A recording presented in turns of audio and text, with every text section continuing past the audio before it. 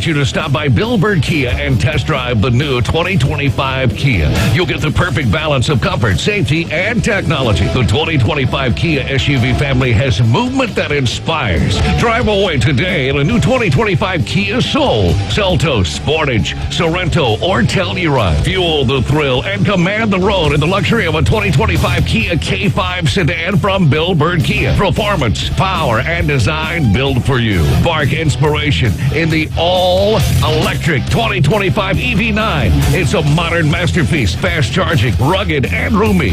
Bill Bird Kia is the original home for the 20-year, 200,000-mile warranty. Stop by 2435 East 15th Street, Panama City, or anytime at BillBirdKia.PanamaCity.com. We'll treat you like family and give you the peace of mind you can trust. Your local community dealer is Bill Bird Kia. We don't want you on our team. You're too slow and fat. This is weight bias. I'm worried about your weight. Don't you care what other people think? Millions who live and are affected by obesity face weight bias every day. You're not the right fit for this job. Unfair judgment by others. Just stop eating so much and exercise some. You lose all this weight. These people often blame themselves. It's just me. Nobody likes me. I do exercise and eat right. And I talk to my doctor. Weight bias hurts. Everyone deserves to be treated with dignity and respect. Your words and actions matter. Let's stop weight bias. Let's work together. Be part of the solution. Go to stopweightbias.com and learn more. A public service message from Obesity Action Coalition. WGSX Lynn Haven, WVL2 Port St. Joe.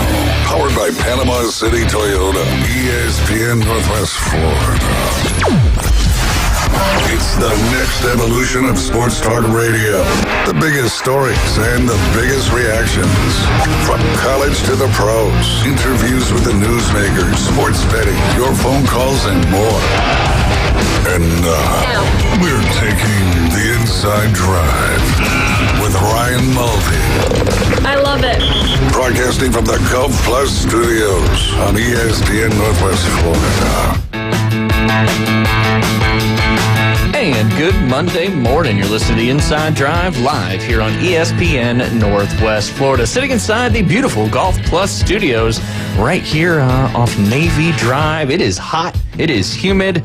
Hopefully we get some rain later this week and bring down that temperatures. But you are listening to the Inside Drive, joined by Paul Wilson, Bone Crusher behind the glass. And we are hanging out here on 104.3 ESPN Northwest Florida. You can watch, listen, like, comment, subscribe, share, follow all those wonderful things on our Facebook channel, or our social media channels, I should say. Facebook, YouTube, and Twitch. All you got to do is search up ESPN Northwest Florida. You can also download our free mobile app inside the Google Play or Apple Store. All you got to do is search up 104.3 and you can take us wherever you go. And of course, you can also head over to ESPNPC.com. When you head over there, look for Scorpion TV at the top of the page.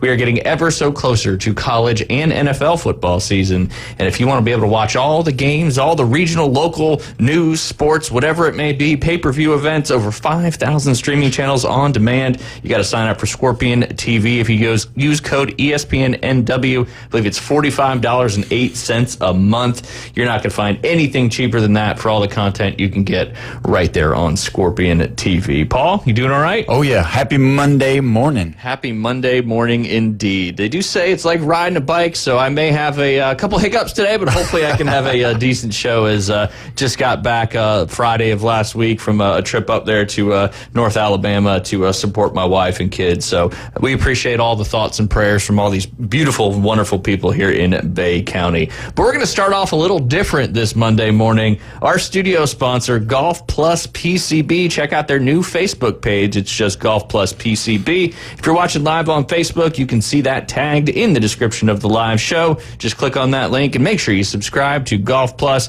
But we got the owner-operator of Golf Plus on the line. We're going to talk a little bit about what's going on down there at Golf Plus. And then, of course, we're going to talk about the one and only Scotty Scheffler. Alan, how are you doing today? Yeah, I'm good, man. Glad to have you back, and I know it's been a tough run lately for your family, but we're thinking about you, man. Yeah, I appreciate it. Hey, You just got to keep your head down and keep moving forward and look what the blessings you do indeed have. Speaking of blessings, Alan, I know this week you're going to try something a little different. We're going to do a little inside drive keyword. If they come into the shop and mention the inside drive, what can they get over there at Golf Plus? Yeah, we're going to do a little shoe special kind of towards the end of the season, and so we're wanting to clear out a little bit of inventory for sure. So if you come into our store here in Panama City Beach for the next week, so now through Saturday, and if you mention the inside drive at your checkout, we're going to give you 20% off a shoe purchase. That's anything in stock that we have. If you need some new shoes, we'll give you 20% off on that. And I'm just going to be generous and say let's do it on hats too. So if you come in and you just need a new hat, or if you need a pair of shoes, we're going to give you 20% off when you mention the inside drive. Absolutely. I mean, and you're saving 20% on shoes, hats. You're already getting a discount, so you might as well buy a shirt and pair of shorts to complete that outfit as well. It is hot and toasty out there, that is for sure. You got some new fitting equipment in as well, correct? Yeah, so Titleist has just released their new T-Series for 2025, so they're on a 2-year cycle with the new irons, and so this is going to be an iron that several of the guys on tour already have in play, and several more will be, moving in that direction. But you've got the new T100, the new T150. They've now changed T200 to 250, which is their player's distance iron, and then they have the 350, which is the game improvement iron. So say basically the same lineup, but just with some refinements, some tour input refinements, better look, I think, cleaner look, more glare-resistant finish, and these are just really sexy new irons from Titleist. We've got all the demo pieces in. You can come in, you can get fit and pre-order so that when they launch here in a few weeks, you'll be able to be one of the first ones to get your new Titleist irons. Awesome. I mean, there's no other opportunities like that in our area. So if you are a Titleist person and you're looking to dive into the new T-Series irons, go check out the demos at Golf Plus over there in the Edgewater Shopping Plaza, as they can get you fit, and then you'll just be waiting like it's Christmas coming. Looking forward to that. Looking forward to that. All right. Let's talk a little bit about, and we've obviously talked about him a lot this year, but Scottie Scheffler, another major in his bag, and certainly the Tiger Woods comparisons are now growing. A couple interesting stats from the Open Championship win yesterday. Scheffler won his fourth major. That was 1,197 days after he won his first. The distance between majors 1 through 4 for Tiger Woods, 1,197. Scheffler is 29 years old and only the fourth player to win the Open Championship, U.S. Open, and Masters before the age of 30. The other three golfers that did that, Tiger Woods, Gary Player, and Jack Nicklaus. Alan, do you think Scottie Scheffler is approaching that kind of Tiger Woods stature or feel on the tour, especially with all the other guys? They're kind of like, yeah, Scheffler's got the lead. We know we're not going to win now. That was very much how it was with Tiger. Yeah, I mean, he's definitely I don't think he's approaching. I think he has achieved Jack Nicklaus, Tiger Woods, Gary Player, Tom Watson. I mean, there's really only a handful of guys, and probably Hogan back in his day. There's just only a handful of guys that have been so intimidating and so sure of themselves when they had a lead, and sure that when they showed up at a tournament they were the favorite. And Scheffler goes about himself a little bit different than the rest of the guys on the outside in terms of he doesn't look like he's cocky. He doesn't act like, he doesn't say, well, who's getting second place this week? I'm here to take the trophy. But inside, what he has is something that the rest of them don't seem to have, which is that step on your throat. I'm here to win. That's just what I do. When he tees it up internally, he has that same mentality that Tiger and Jack did, which is, I don't know what y'all are doing, but I'm about to win. And so that is a completely different mindset, and it's a winner's mindset. And again, it doesn't come off as cocky on the outside, but on the inside, you can tell he's there to dominate. And he did it again. I mean, all of his majors, he's won by an average of about 4.5 strokes. Yeah. So he's not winning by one stroke and just getting away with it. He's winning for sure. And I think he has 17 total victories now. And even though his career started a little bit slower than Tiger's did, he's made up for lost time and crushed it these last 2.5 years. Hey, Alan, do you think that, like, you talked about his way he approaches the game, like, do you think it's, you know, because he almost has this nonchalant attitude of just walking in, you know, almost like, hey, I got me a croissant from Burger King before I got here to play, and just that everybody's just like, they're all wanting to be, you know, focused and got their mindset on there, and he's just like, yeah, I just changed the diaper before I got here. I'm eating this croissant. I spilled coffee on my shirt. Do you think that has anything to play with it? Because he's just so relaxed, it seems like. Yeah, I think the word that comes to mind is perspective. You know, he seems to have a good perspective on life, on the fact that he's married, on the fact that he's a father, and those things are equally important, if not more important to him than the golf. So then it makes the golf a little bit easier, because it's like, okay, I know I have the talent, I know I can win, I know I'm in a good position, but also my life is so much more than just this, that if I don't win, it's not the end of the world. And so it puts him in a different place versus some of these guys who maybe are later in their career and wanting to solidify history, or younger in their career and wanting to get their first win. So he's not chasing anything, right? He's already good. He's already great. He's already in the conversation, right? He's already, he's locked up Hall of Fame. He's locked up. He's already won an Olympic gold medal. So, like, his life's kind of good. Yeah, his life's kind of good. Like, he doesn't really care at this point. It's not that he doesn't care, but I just think he has perspective on life that some people don't have, and it allows him to relax and just go out and do what he does best, which is play incredible golf. Yeah, no doubt. I mean, and obviously a lot of people were talking about that press conference last week where he was kind of saying, you know, golf is a weird thing. He doesn't really find it fulfilling.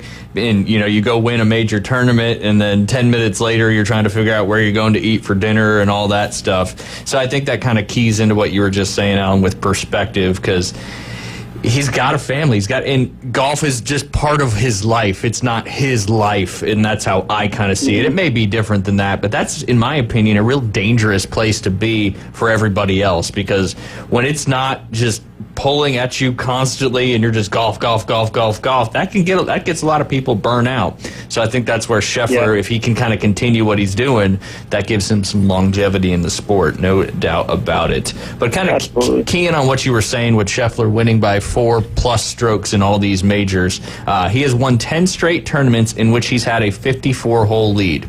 It's nowhere near Tiger Woods' longest streak of 36. That's just a ridiculous number, but the feeling of the inevitability is there. We haven't felt the way since Tiger's Sunday Red has meant something. Where do you think Scotty goes from here? Obviously, he's probably got another good 8 to 10 prime years of golf left.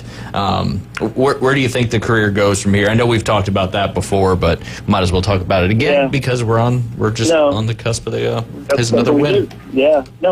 I think he's going to at least double his major count to 8, maybe even get to something like 12. I think that unless something catastrophic happens injury-wise, or unless another young superstar comes along that can challenge him, he has all the tools and the perspective, as we've mentioned, and the game. He has no weaknesses in his game. He's better putter now with the mallet than he was with the blade, so that's been incredible.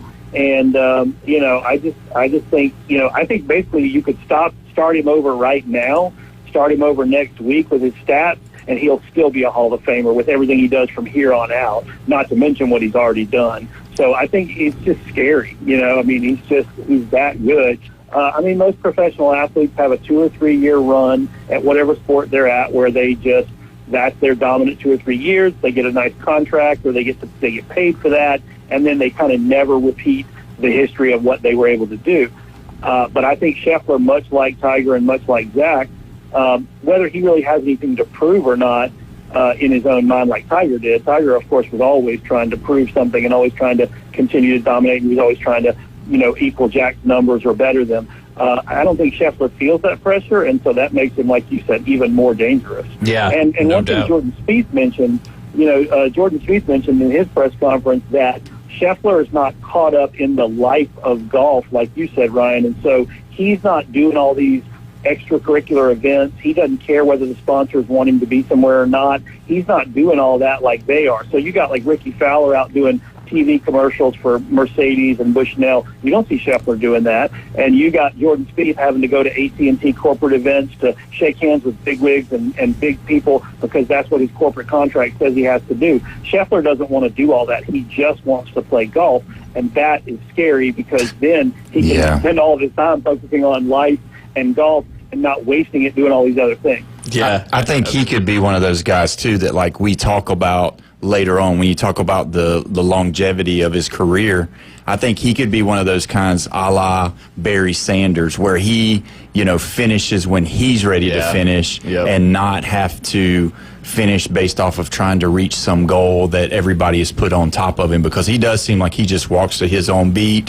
He doesn't allow the outside interference to happen. Just even earlier looking on whenever he had won and everything was good.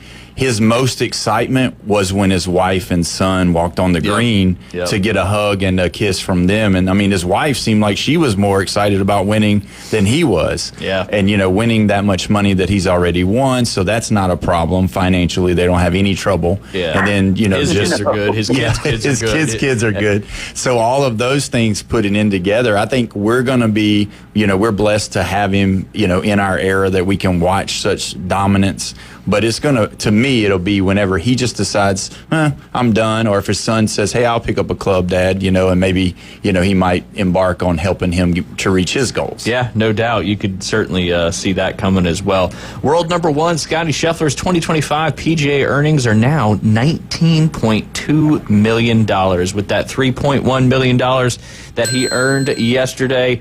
In 2024, last year, he made $29 million in earnings and then got another $40 million in bonuses. In career prize money, he's up to $91 million, which is already third all-time between Rory McIlroy with $107 million and then, of course, Tiger Woods with $120 million. But Tiger Woods is a billionaire because of all the endorsements and all that stuff.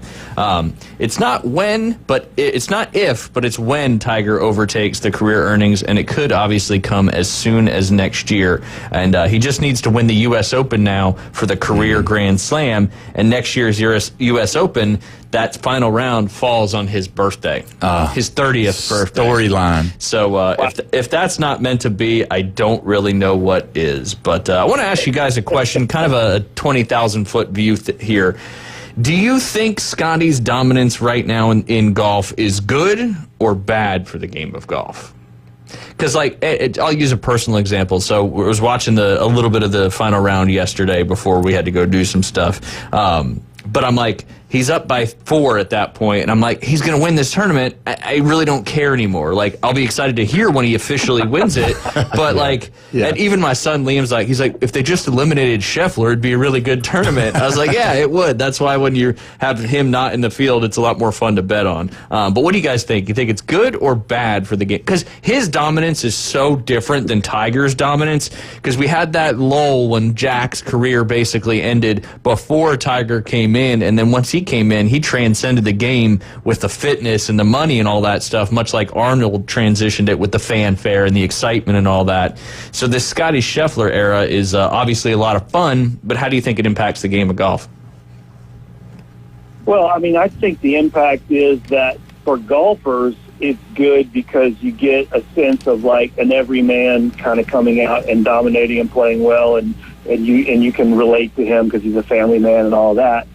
For the non-golf fan, it doesn't have the impact that Tiger Woods did. He's not a star that's going to transcend the game like a David Beckham or a Michael Jordan or a Tiger Woods, where you have this sort of worldwide notoriety outside of the game. So he's not going to be that guy. But like you said, he's already made $91 million just on the course, not to mention endorsements and things like that. So he doesn't really – I don't think that's the point for him. I don't think he wants to be the guy that can walk into any country in the world and people are like, oh, roll out the red carpet. I think he likes sort of the anonymity of being the best in the world, and yet only golfers know who he is.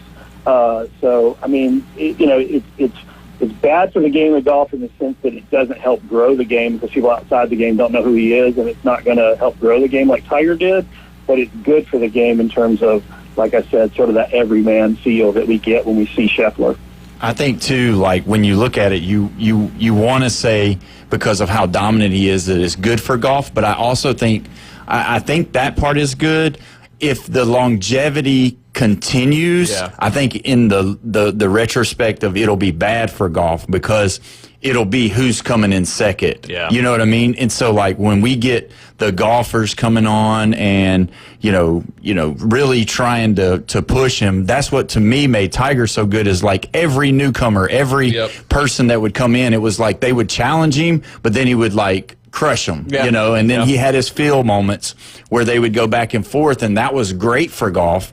And I don't see, unless somebody like what Alan was talking about earlier, a new guy comes in or, you know, somebody that's here right now comes in and plays, you know, to really start, you know, challenging him. Because if his dominance continues as it's going and he continues to play and continues to, you know, take the same approach, which he probably will, I think for golf it'll be bad because only the people that play golf or know, you know, follow golf are going to stay in there. I don't think it grabs the attention because you got to have your Larry Magic moments. You know, you want that for every sport. And when you have just one dominant person without those people coming in, you know, I think that's where it really kind of backpedals a little bit for the whole sport in retrospect. Yeah, and that's a great point about Tiger too. Like all these guys, like I remember when Sergio came in, I believe it was at Medina. Maybe that was the Ryder Cup. But anyway, Alan, remember when he hit that shot from behind the tree and chased after it down the fairway? Those are stories that people gravitate because you're either all in on Tiger Woods or you wanted to see somebody take him down. Yeah. So Sergio came in, Ricky came in, all these guys came in, and it created storylines like, are they going to be able to beat Tiger? And then you had all the one-off guys, the journeymen like Bob May, forced to play off. Obviously, Rocco Mediate. We know what happened in the U.S. Open at Torrey Pines. So there's just, I don't know, maybe there's just not enough opportunity for big-time storylines with Scottie Scheffler, but at the same time, you just got to respect the fact that it's all about perspective, like Alan said, and he's just a humble guy with a kid and wife, and he likes to play golf, and he's pretty damn good at it. Pretty good. Alan, real quick, before we take a break, just remind everybody what you're doing this week with a little promo code Inside Drive.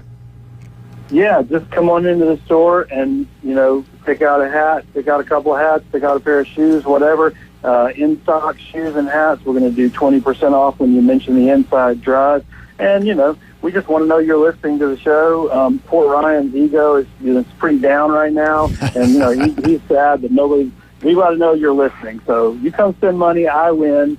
And then I'll get to tell Ryan how well the promo code works. And then he'll feel better about himself. And you guys, you know. Yes, the whole world wins that. Yeah, it's a win-win for everybody. I get some self-esteem, not that I really need that, but I appreciate that, Alan. We appreciate you jumping on. We appreciate you sponsoring the studio here on the Inside Drive, and I hope you have a very prosperous and great rest of your week. All right, thanks a lot, guys. Appreciate y'all. See ya. Y'all are listening to Inside Drive live here on ESPN Northwest Florida. When we get back, we're going to talk a little bit about the richest college athletes.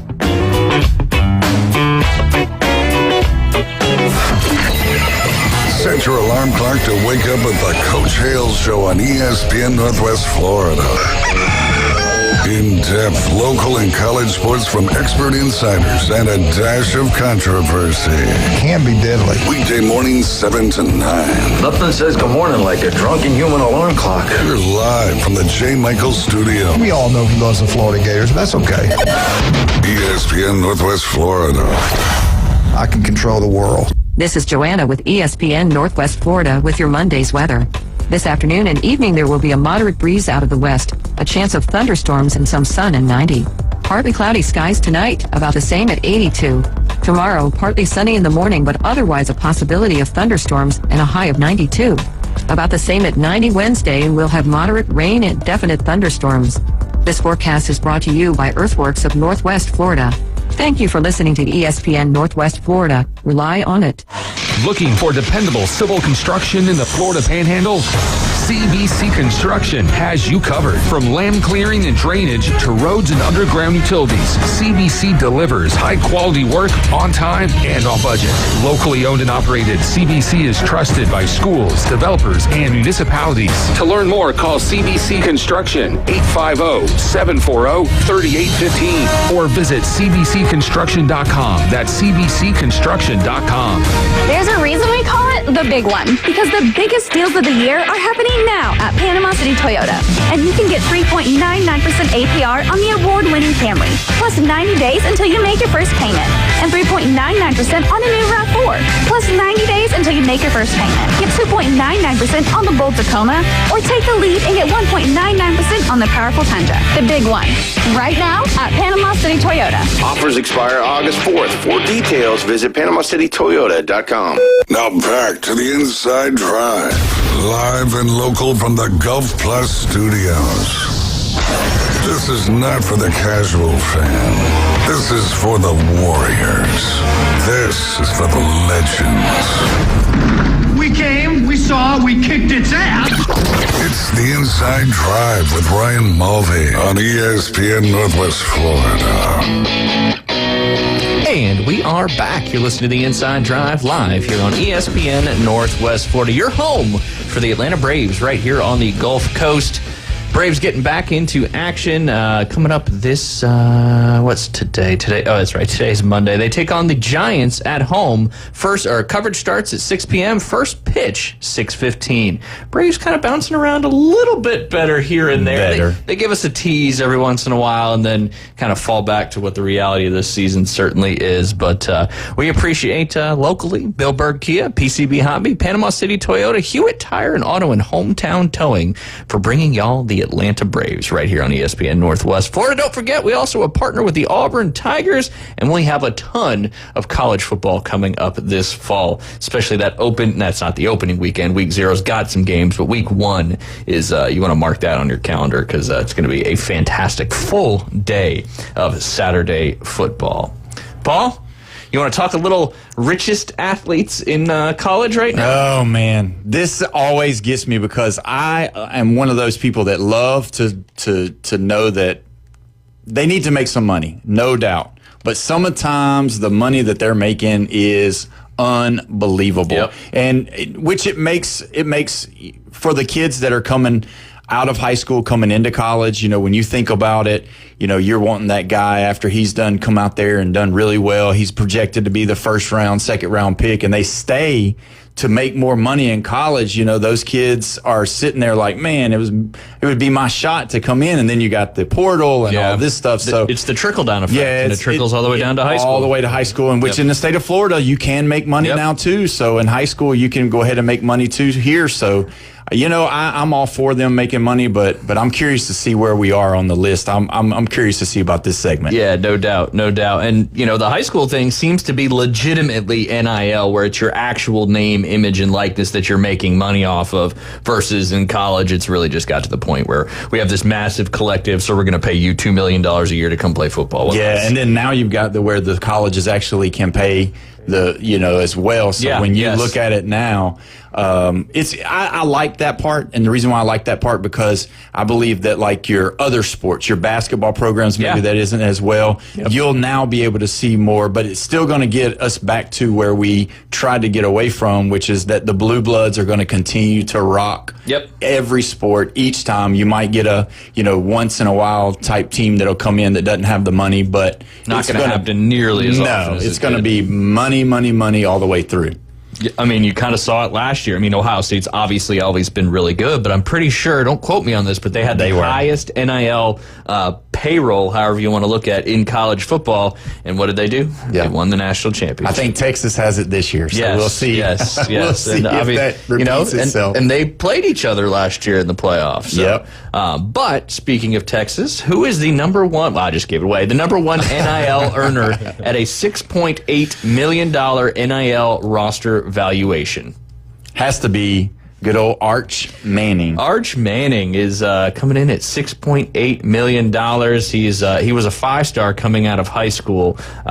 He's got a pretty big social following as well, mainly on Instagram and Twitter. They put that in there to kind of see what kind of reach they'll have. But 5-star Arch Manning, $6.8 million. You think that's fair or not fair?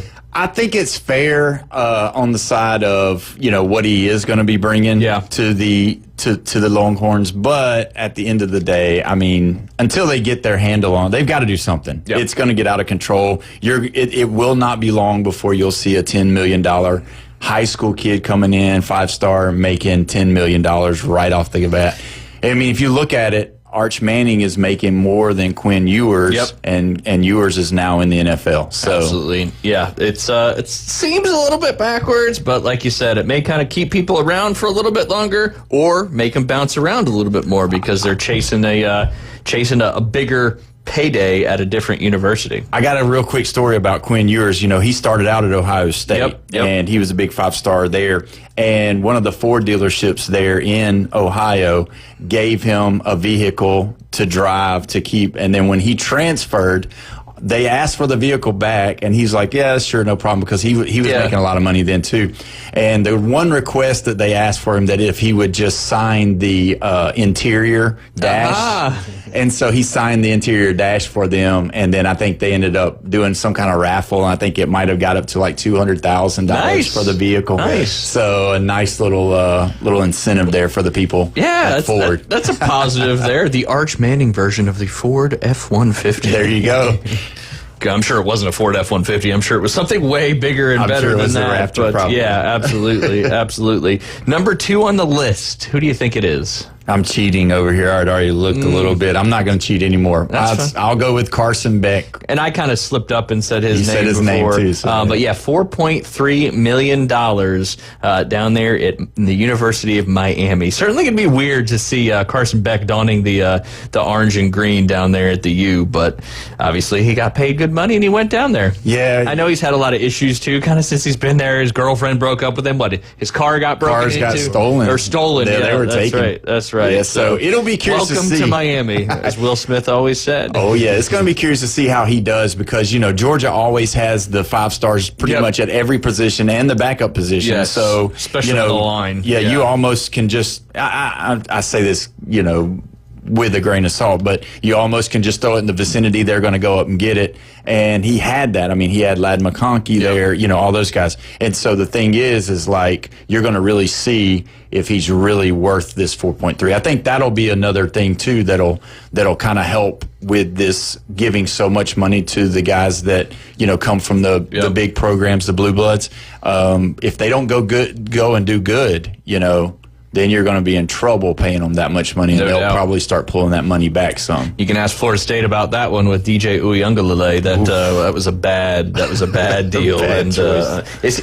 Is he still playing in college? No, I think he's done. Done. Okay. I don't think he got. For some reason, I thought he transferred one more time, but I'm probably wrong. I don't think so. I'll look him up on the break maybe and see, but I don't think so because I think that probably was one of the biggest letdowns in the whole. I think that's in like the top 10 stories of college football last year. I mean, everybody thought Florida State would be back again, having the year they had before, and then coming out and him looking that bad. I mean, it was rough. He wasn't close. No, he wasn't close. He was close to throwing to the other team more than his own team. That's for sure. That's for sure. The only player in the top 10 richest college athletes that is not a quarterback.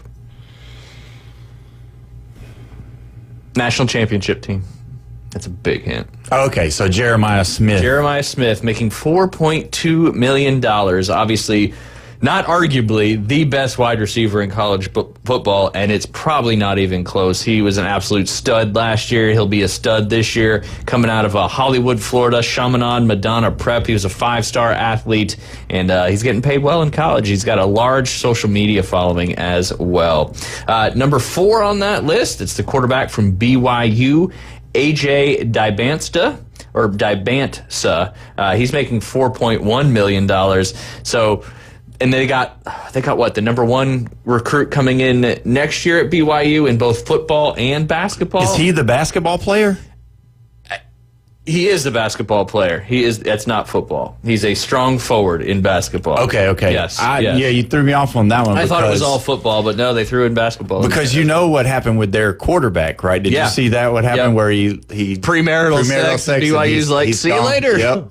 He was like, I'm not a Mormon. He said, we don't care. Yep. He's actually Jewish. Yeah. Because they had the shirts that said BY Jew. Yeah. But I'm sure he'll land somewhere. And, So the basketball player. Yes, AJ Dybansta. Yeah. Dybansta. He's, because he's out of Utah Prep up there in Massachusetts. And how much money is he making? $4.1 million. And never have touched the floor yet for BYU. Nope. He is a. Wow. Yep. It's wild stuff there. Obviously, he was the number one prospect in the nation, but pretty wild to see BYU scoring some of these high-profile athletes.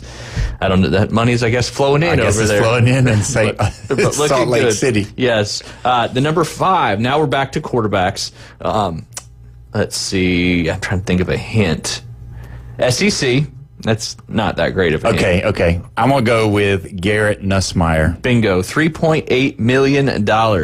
Garrett Nussmeier, he's now a redshirt senior. This is his third year, I think, starting for LSU. Yeah. Obviously, once Jaden Daniels left, maybe his second. That was second, yeah. Yeah, because last year was his first year. Yeah. And I mean, he really, they say he blew up the Manning camp. Yeah. So they're already saying, they start out with Clemson right off the bat. And if he comes out and, dissects Clemson's defense or something like that and looks good, then I'll say the money's well worth. But if he does not, that has to be another one of those big letdowns for the year because, I mean, how much longer are they going to be happy with 8-4, 7-5 type seasons with Brian Kelly? Not too much longer. The swamp gets hot over there in Baton Rouge.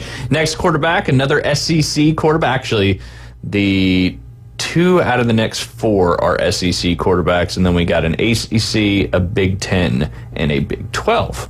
I'm going to say DJ Lagway. No, but he's number 7. Kind of a little closer where Coastal Carolina was, just down I-20. Norris. Yes, Lenoris Sellers making $3.7 million. I watched several Gamecock games last year, and I was very impressed with Lenoris Sellers. I think he might be a dark horse if you're looking for some Heisman futures. He might be worth, because I'm sure his odds are a little bit more up there. But yeah, $3.7 million, had a great year last year. Obviously, that paid off getting that nice valuation. Yeah, he's a really good athlete. I think he will be one of those guys that if he could ever get more playing time and be able to understand the game, the college game, because it's obviously a little bit different than the high school game where you're the best athlete on the field.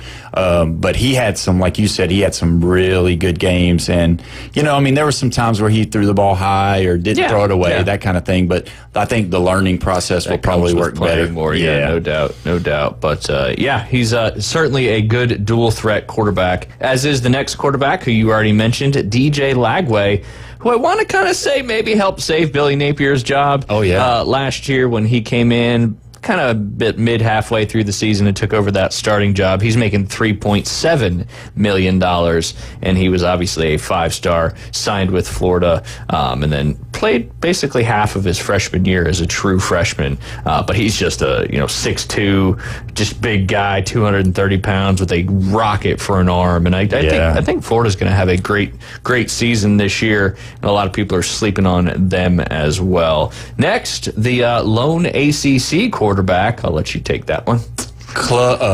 Cade Klubnik. Cade Klubnik making $3.4 million from the Dabo Swinney-led Clemson Tigers, who Dabo kind of was on the fence about all this stuff when it first started. Seems like he's realizing that he's got to kind of play the game, too, if he's going to want to continue his success up there in the Greenville, South Carolina area. That's one right there to me. Like, I am not a Klubnik fan at all, which my hate for Clemson runs pretty deep from back in the I don't even want to call his name out. That's the Jaguars quarterback right now. But either way, you know, I just don't see him being that guy. I mean, I think they've been talking him up. I think they're giving him Heisman talk already.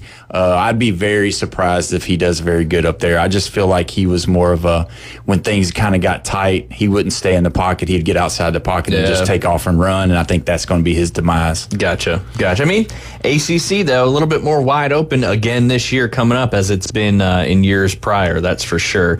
Next quarterback, highest paid, is number 9 on the list.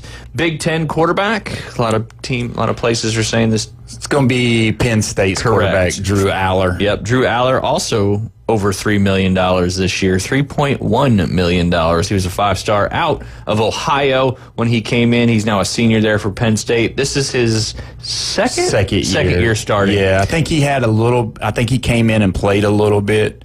I can't remember who their starter was a couple of years back, but either way, I know that he was.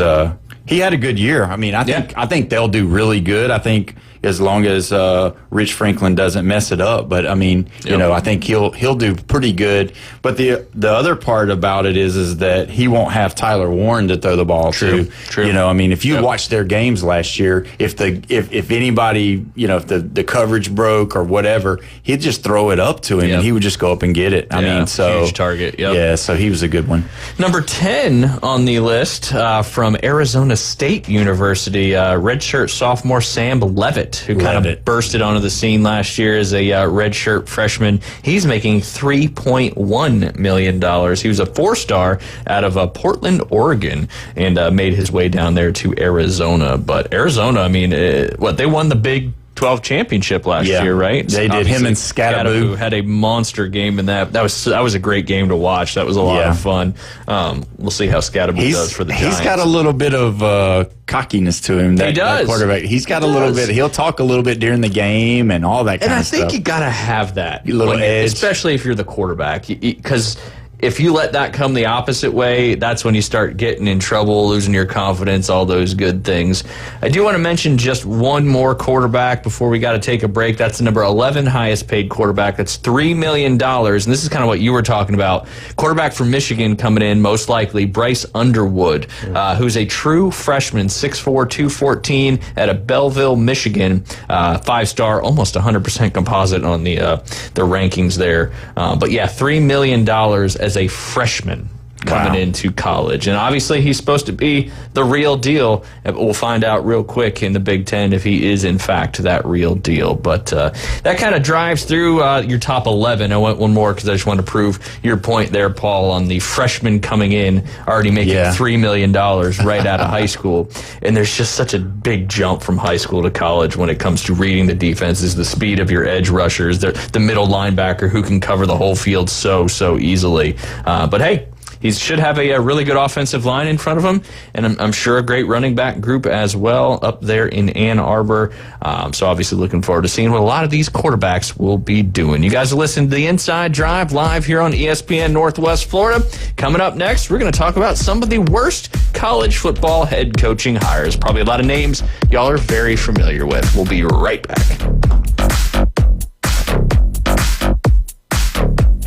ESPN Northwest Florida, available on all your devices.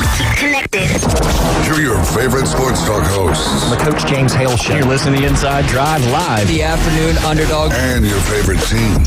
Braves winning! We're live on the app. Tune in, Alexa, ESPNPC.com, Facebook, YouTube, and in your car at 101.9 and 104.3. Wherever you go, there we are.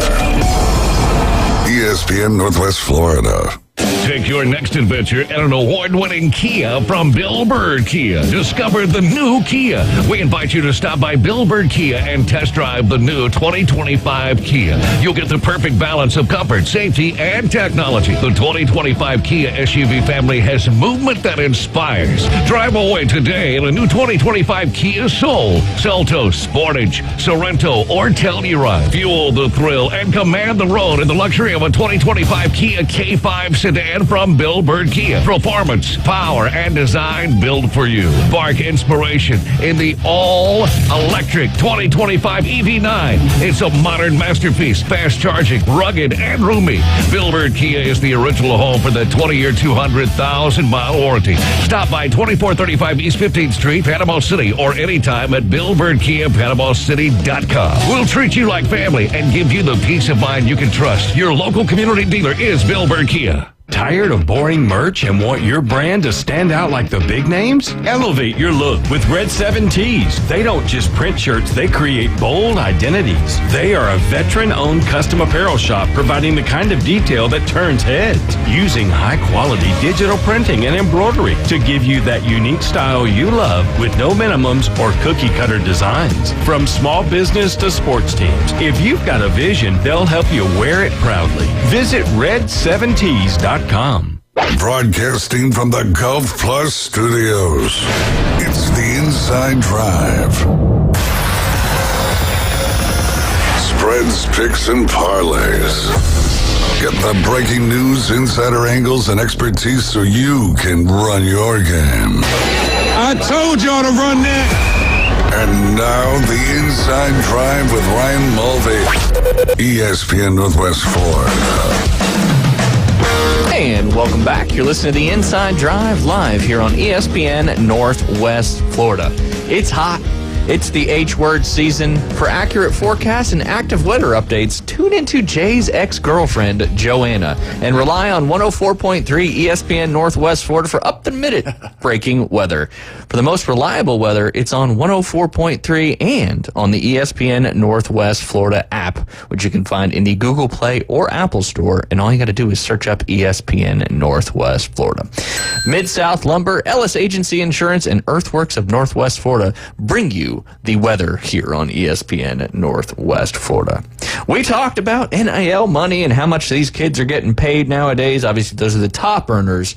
There's a lot of money spread all the way through, but coaching hires. I'm sure Florida State's got a few in their repertoire that they're pretty disappointed about. Hopefully, their guy can hang around now for a little while and turn things around. But they got the Gus bus now, calling the plays and running the offensive side of the football. We will see. We shall see indeed. But Castellano's talking a little bit of trash too. He loves it. He said.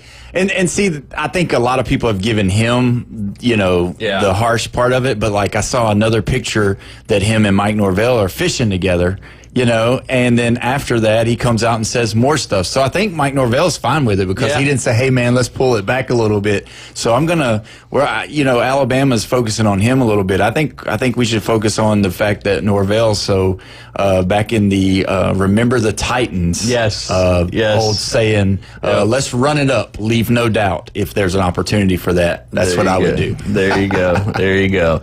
But we're going to dive through this fairly quickly. We may stop and talk about some of these guys if it triggers a nerve or makes anything pop in your head. But we'll start with Mike Locksley. He was hired at New Mexico and led that team to a 2-26 record. He wanted to be a head coach, but jumped at an opportunity that didn't make geographic sense for the school or the D.C. native who built his early reputation on recruiting prowess. His time in New Mexico was an abject disaster, from back-to-back 1-11 seasons to off-the-field issues that included a physical altercation with an assistant coach.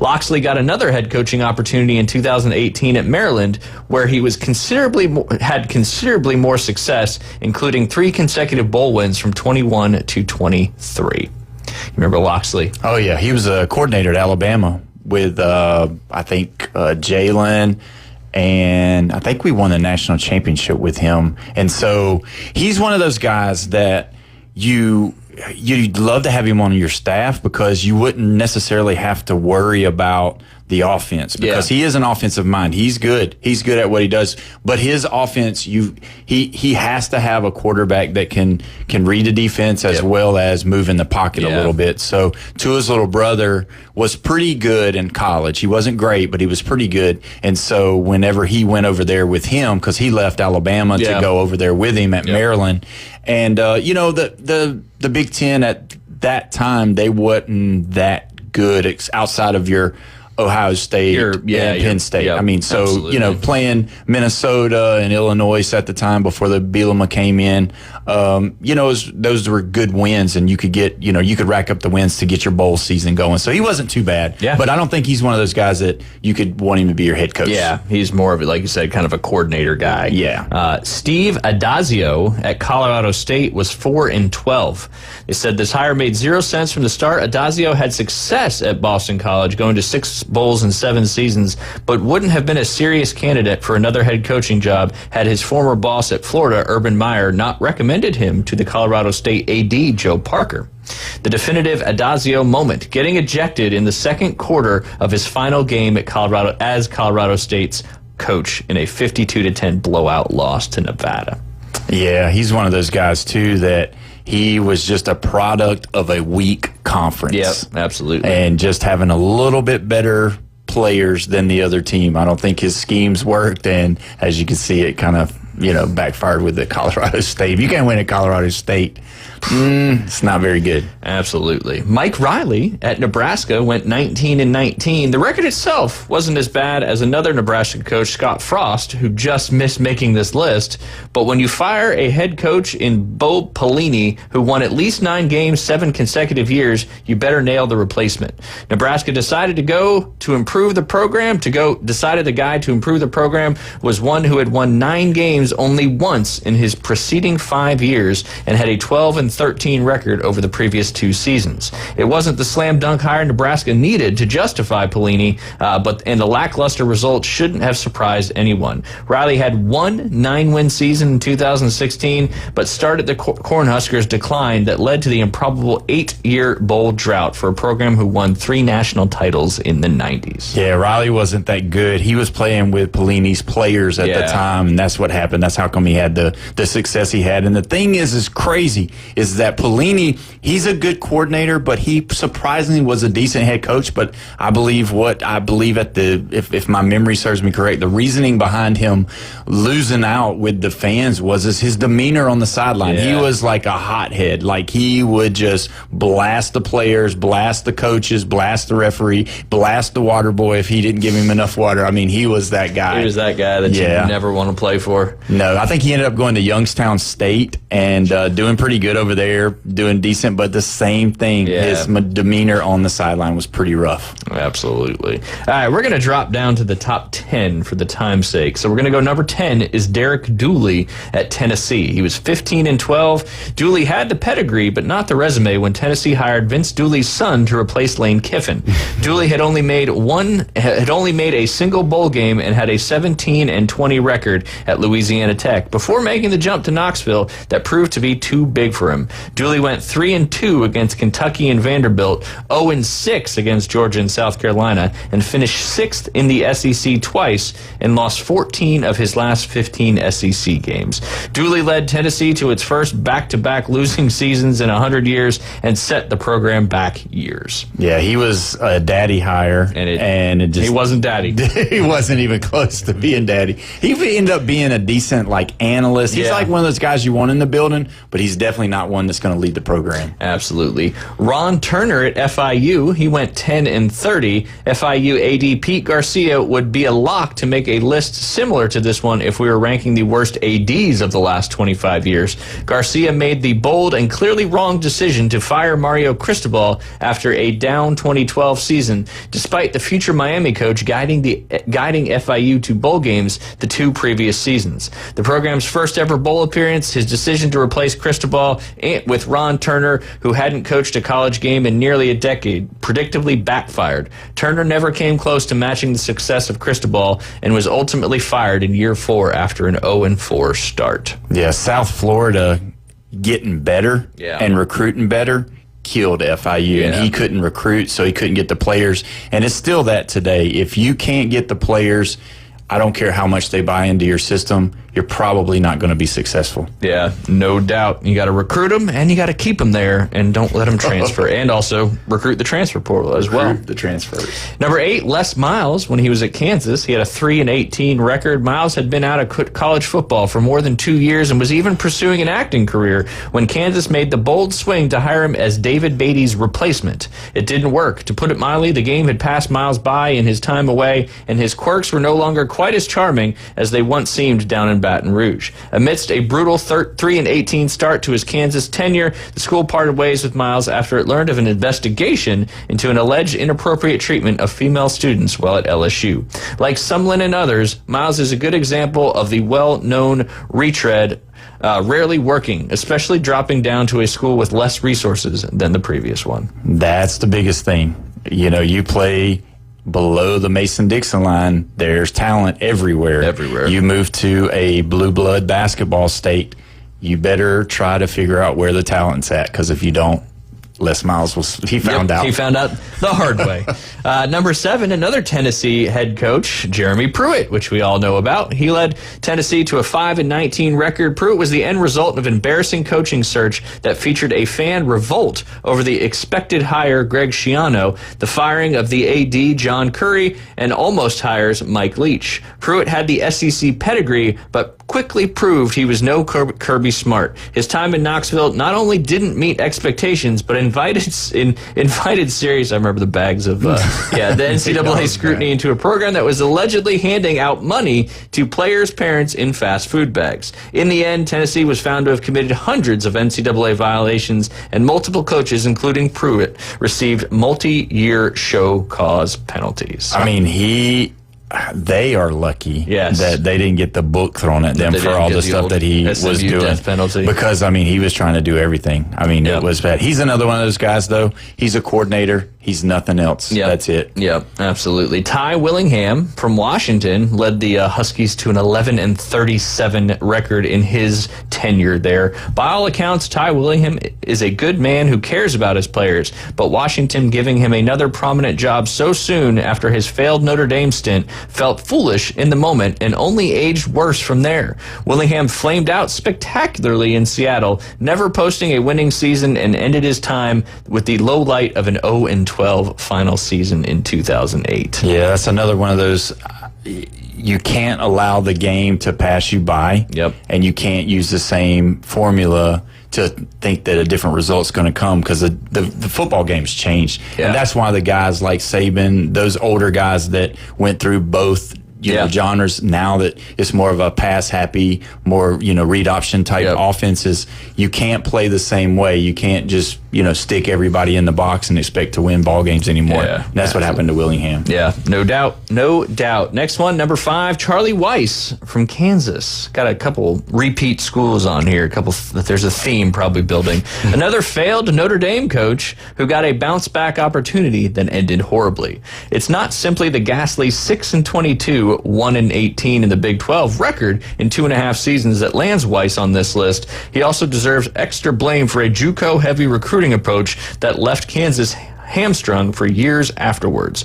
Weiss went with the quick fix approach. It blew up in his face and took one of the game's best coaches, Lance Leipold, to finally deliver Kansas's first winning season in more than a decade after Weiss's arrival. Yeah, he's another one that, he's a good coordinator, but outside of that, nope. Yep. Had a little bit of success at Notre Dame, but yeah, he did okay. Didn't he go to Louisville too? Yeah, I think so. Yeah, he was decent over there, but that's another one of those things where it's a weak conference. You look kind of good. It props you up a little bit. Absolutely. Number 4, Chad Morris from Arkansas. He had a 4-18 record. Number 3, Ellis Johnson from Southern Miss. He had an 0-12 record. Number 2, actually, they've got tied for first. Mike Price, Alabama, and Michael Haywood from Pittsburgh. I'll let you speak to Mike Price. Mike Price didn't even get on the field. He went to one of the strip clubs, and I believe it was in Pensacola.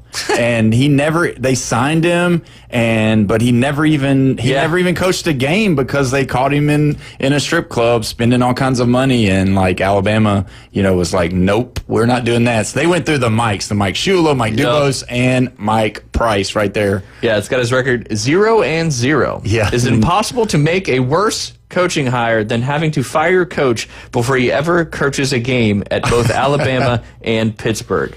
Price, who came from Washington State, was a bad fit from the start and was infamously fired after inappropriate behavior at a charity golf tournament that involved strippers. Alabama President Robert Witt said at the time of his firing, his mistake has severely hurt our university and will hurt our university for years to come. Yep, and if you look right now, if it had not been for Saban, we were in big trouble. And I'm so thankful for Saban for turning it around, because it was hard. Those Mike years, even as a younger, being a younger kid, Alabama fan, it was some rough years for Alabama football. Absolutely. And that's what makes it, your Saban time so amazing, because not only was it just dominant, but it was recovering from some pretty tough stuff. Pretty rough. Not too long ago, we were over at Captain Anderson's eating, and I look over, and there was Mike Dubose. And so I went over and shook his hand, and I think I took a picture with him or whatever, and just told him, because he was a high school coach over in Alabama, North Alabama, and so but yeah, he was a nice guy. He had some troubles of his own, but he was one of those guys that's a good coordinator, though, because he was a coordinator for all those years, and then even was with Coach Bryant too. So nice. So good guy. Cool.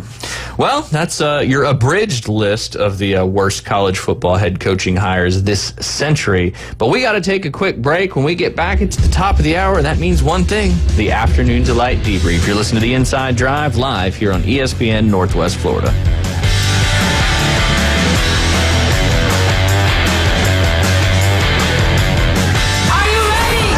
Celebrating 2 years of broadcasting history. I told you this would work. It's the Best of Bay awarded Inside Drive on 104.3 ESPN Northwest Florida. Weekdays 11 to 1 with Ryan Mulvey. I love it. Covering the biggest stories, breaking news, the latest trades, and taking your calls. The Inside Drive is live and local middays from the Gulf Plus Studios. Happy anniversary. Becky was on roids.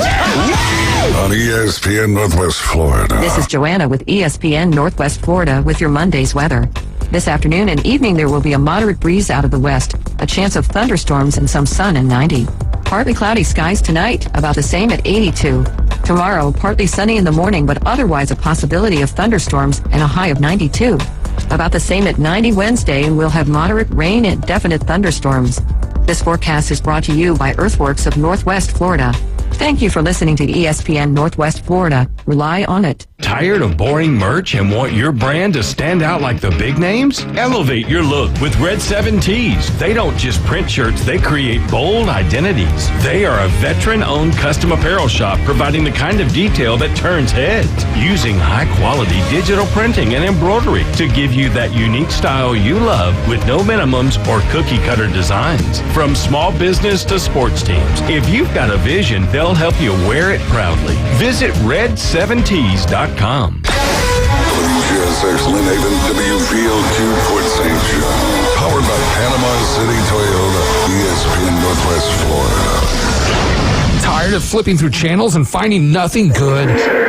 Introducing Scorpion TV. Over 5,000 live streaming channels. Catch every game of the season with over 100 sports networks, including ESPN, ESPN Plus, the NFL Network, and Red Zone. Even pay-per-view events. Watch 400 local network channels from Panama City and most markets throughout the country. Fox, ABC, CBS, and NBC. It's more than sports. Scorpion TV offers premium movie channels like HBO, Cinemax, Stars, 200 plus entertainment and news networks, or watch thousands of movies on demand, all for just $45 a month when you use the ESPN NW promo code at checkout. Watch on up to 5 devices at the same time. Perfect for sharing with family and friends. Scorpion TV gives you everything you want for less. Cut the cord, not the fun. To score Scorpion TV, go to ESPNPC.com and click on the Scorpion TV logo. Don't forget our promo code ESPN NW. Now back to the Inside Drive, live and local from the Gulf Plus Studios. Hi, this is Ryan Mulvey from the Inside Drive. Join me and Jay for the Afternoon Delight for the wildest stories of the day. Weekdays at noon, right here on the Sports Talk Monster, ESPN Northwest Florida.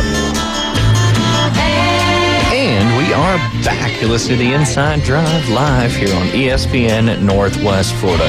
You obviously heard the Scorpion TV promo, so I'm going to skip that one in this intro, but we appreciate you tuning in here on 104.3 on ESPN Northwest Florida, covering all of beautiful Bay County and beyond. You can also check our social media channels out. That's Facebook, YouTube, and Twitch. All you can do is search up ESPN at Northwest Florida. If you follow, please share. We appreciate that. That helps us get our shows out there, and our sponsors appreciate that. We appreciate that. So keep the shares coming. Again, that's on Facebook, YouTube, and Twitch. You can download our free mobile app inside the Google Play or Apple Store. Just search 104.3. It'll pop up right there for you. Make sure you download it. You can take us anywhere you want to go, and all you got to do is ask Alexa or Siri to open up the ESPN Northwest Florida app, and it'll get going right there on your phone, your iPad, wherever you have your Google Play or Apple Store. We've been obviously I wasn't here all last week, so I've got kind of a backup of Afternoon Delight debriefs here. So we'll dive into some of these here this morning. Did want to mention my buddy from college, Rich, a fellow Coastal Carolina alumni, was hanging out with us this weekend and heading back here today. Good to have you on the show, Rich. Thanks for having me, Ryan. Appreciate all your insight so far. It's been fantastic. Thank you. Just kidding. Maybe you can give us some insight on here these interesting stories. We'll start with this one from the New York Post, posted by Anthony Blair's July 15th. Title of this article is Paranormal Investigator Dan Rivera Dies Suddenly on Annabelle Haunted Doll Tour. A paranormal investigator died suddenly Sunday night while touring the infamous and supposedly haunted Annabelle doll, his tour organizers have announced. Dan Rivera, a U.S. Army veteran, was in Gettysburg, Pennsylvania on his sold-out Devil's Run on the tour when firefighters and medics rushed to his hotel, the Evening Sun reported. CPR was performed, but Rivera, 54, died, and according to the New England Society for Psychic Research, where he was the lead investigator. His exact cause of death remains unclear. Rivera was featured as a paranormal investigator on Travel Channel's Most Haunted Places and served as a producer for a number of other shows, including Netflix's 28 Days Haunted. As part of his tour, Rivera was traveling around the U.S. with other members of the NESPR, that's the national, what I just read, to show off Annabelle, the creepy and allegedly demonic doll. His death came after he finished a 3-day sold-out stop in Gettysburg from Friday through Sunday, hosted by the Ghostly Images of Gettysburg Tours and at the Soldiers National Orphanage, the NESPR said on Monday. Rivera, who is survived by his wife Sarah and 4 children, used social media, including viral TikToks, to bring international attention to the tour.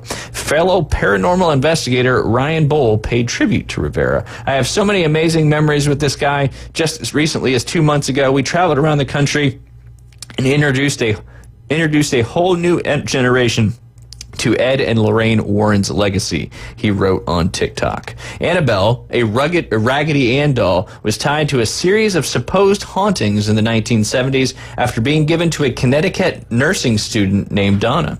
Ed and Lorraine Warren, the famous paranormal investigators, claimed the doll physically lifted its own arms, followed people around the apartment, and would display other frightening and malicious behavior.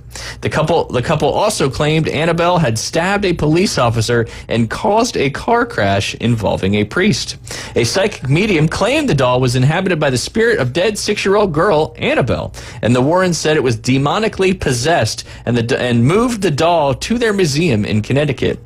The Warrens, who founded the NESPR in 1952, investigated a number of mysterious cases, including the Amityville Horror House on Long Island and the Annabelle doll. The stories inspired by The Conjuring, or their stories are inspired by The Conjuring, the highest-grossing horror movie series worldwide. After Ed's death in 2016, followed by that of Lorraine in 2019, the Warrens Occult Museum and the NESPR have been maintained in Connecticut by their daughter Judy and son-in-law Tony Spira.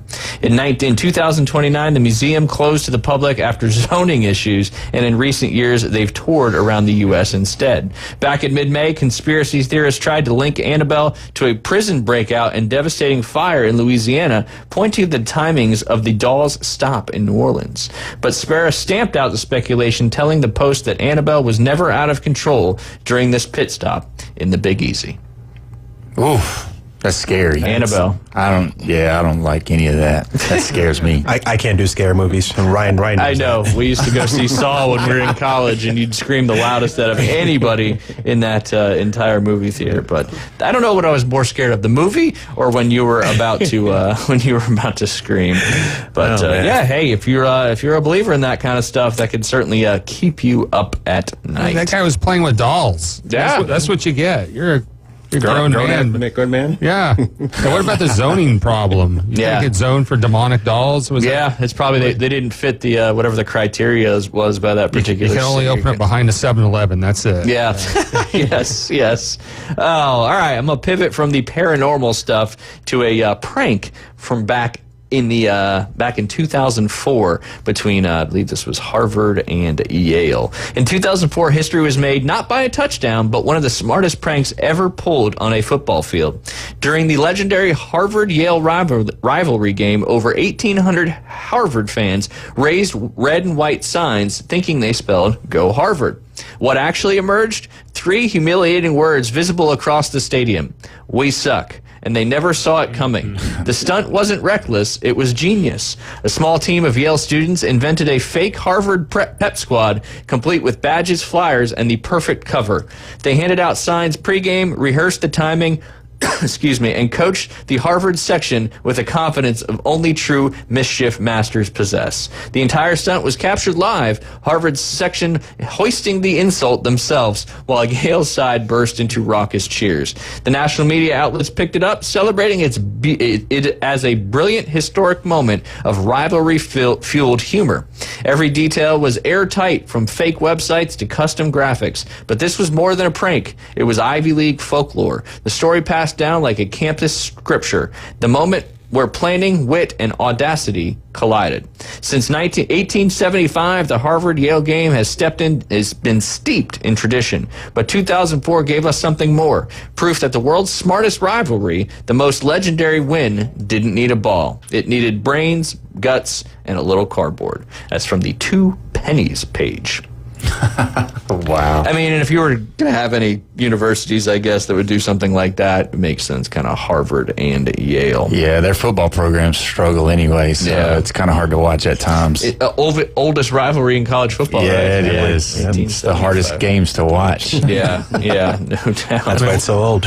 We've done some similar pranks. We would take like our ESPN Northwest Florida bumper stickers and plaster it all over the competitor's van. Yes. So. Yeah. Same thing, kind of. I like it. They would drive around promoting us. We should do a little bit more of that, man. Get back into that game. That's pretty fun. That'd be fun. That would be fun. All right, I'm kind of all around the place right now with Afternoon Delight Debriefs, but the title of this one, it's just a Facebook post that I came across. A drug designed to regrow human teeth has officially entered clinical trials, marking a major step toward a future where lost teeth can be replaced naturally, no implants needed. I'm sure dentists don't want to have this come to fruition. Nope. For the first time, a medication intended to regenerate human teeth has progressed to human trials. Developed in Japan, this drug targets specific protein that suppresses tooth growth. By blocking this protein, researchers hope to stimulate the body's natural ability to grow new teeth, and an ability that lies dormant after childhood in most humans. The treatment has already shown success in mice and ferrets, where missing teeth began to regrow within weeks. The human trials are now underway. Scientists are cautiously optimistic that the same biological process could be safely activated in people, potentially offering a revolutionary alternative to dentures and implants. The clinical trials aim to test both the safety and effectiveness of the drug in adults missing 1 or more teeth. If successful, further trials in children with congenital tooth absence could follow, opening possibilities for pediatric use. The first wave of human trials is being conducted at Kyoto University Hospital, a leading center in dental and regenerative research. Though it might take several years before this treatment becomes commercially available, the milestone represents a significant leap in biomedical science. A future where humans can regrow lost teeth, once the domain of science fiction, might soon be a part of everyday dental care. I just wonder, where is that hospital located? Because I know, like, if it was in Mississippi and West Virginia, they'd have plenty of patients to be able to try it out on. No doubt. My question is it going to stop growing at some point, or just going to keep growing? That's a great question. That would be, then we would have another saber-toothed tiger. Saber-toothed tiger. Yeah. They got a cure for meth mouth. Nice. Yeah, it's going to work. I mean, I think UCLA, they've come out with something that they're doing with regrowing hair. So I think they might be on something with that and the hair growth. So you might get your teeth and your hair back all in one time. All in one foul swoop. Oh, man. One doctor's visit, right? That's it. Well, not in our modern Two society. copays. Two Yeah. copays. All right. And make sure you got the referral. That's right. If you don't have the referral, you might get stopped there at the office. Just again, kind of bouncing around a little bit. This one is a severe drought in Spain has uncovered a 7,000-year-old megalithic monument, making it 2,000 years older than the pyramids and Stonehenge. A recent drought in southern Spain has led to the remarkable reemergence of a 7,000-year-old megalithic monument near the province of Huelva. This archaeological site, long hidden by water and sediment, has now been brought to light by the changing environmental conditions. The structure is believed to have been constructed by prehistoric communities that once thrived on the Iberian Peninsula, revealing that their advanced understanding of architecture, alignment, and community organization well before the rise of many known ancient civilizations. What makes the discovery particularly significant is its age, estimated to be around 7,000 years old, placing it approximately 2,000 years before the construction of the Egyptian pyramids and Stonehenge. This challenges conventional historical timelines and highlights the sophisticated capabilities of early Iberian societies. These ancient builders and use massive stones to create what may have been a ceremonial or astronomical structures, aligning them with natural elements or celestial events, much like their later counterparts in other parts of the world. The monument not only provides a glimpse into the spiritual and social lives of the early humans in the Iberian region, but also underscores the rich, yet still partially uncovered, prehistoric legacy of Europe. As climate change and drought conditions increasingly expose hidden relics, archaeologists are gaining new opportunities to study and reinterpret early human history. This discovery is a powerful reminder that ancient civilization and cultural complexity existed across many regions long before more widely recognized wonders of the ancient world were conceived. Wow, that's crazy. Stonehenge Part 2. Actually, that would be Stonehenge Part 1. But is that going to basically mean the Egyptians were not the first civilization then? Good question. Well, wow. That's Good interesting. 7,000. I want to know how they know it's 7,000 years old. Yeah. That would be kind of weird to That was know an how AI to do that. out there. Yeah. Exactly. All right. I've got one for you real quick. Nothing real funny. This is actually crazy. I heard it this morning. So a guy and his wife were going, this sounds like a joke, but it's really not. So a lady was going to have an MRI done on her knee. And so her and her husband went together to go. And so they allowed him to be in the room. Now, he is 61 years old, and he is a bodybuilder. I saw this one. And so he had some kind of bodybuilding chain on to help him with his posture, to help him with his neck. So it was like 20-pound chain around his neck. A metal chain. Oh, wow. It wasn't gold or anything like that. It's weighted. A weighted chain. And so she's having her knee MRI'd. And so she gets through with the MRI, and she asks for his help to go into to pick her up, to help her get up. When he goes to pick her up, the magnetic field grabbed the chain, jerked him into the MRI tube, and spun him. And he later passed away. He just could not get out of there, and it said something like that his brain still was getting the impulses from the MRI and all of that. So this just happened this past week. I saw that, and I'm glad you brought it up because I was going to use that one but forgot to save it. But I just don't know why they let him go in the room, right? Yeah, they usually don't. Yeah, I've had a million MRIs in the last couple of years, and they come in, they come out, Yeah. they have their stuff, and I mean, I always get nervous. Like, I hope I don't have a piece of metal, Or on like a this ring somewhere. on or something, Well, right? luckily my ring is not magnetic, so I can always leave it on. But yeah, I mean, you don't want to be anywhere near those machines with any kind of metal, because I'm sure you've seen the videos where they'll like put a chair in there that's metal, and it'll just get sucked into the MRI machine. I'm pretty sure Final Destination used that as a way to kill people too on there. But yeah, just a wild story there. How did he get in there is what I want to know, because you usually have at least 2 techs, working with you to do your MRI, and they always leave the room when the MRI machine is on. And unless he snuck in. Unless he snuck in. Unless he snuck in. I don't know. With him, it looked like he was a bigger guy, and obviously wearing anything to be working out, like outside of the gym, you would think he's probably pretty big, so he probably wasn't easy not to spot. Yeah. So it's just crazy that they would let him in, or there's a big lawsuit coming later. Yeah. I think there's going to be something coming. That is for certain. Do you remember where it happened? I'm not sure. Not exactly sure of where it happened, but I mean, gosh, could you imagine going for an MRI for your knee and then your husband? Yeah, he just passes away like the next night.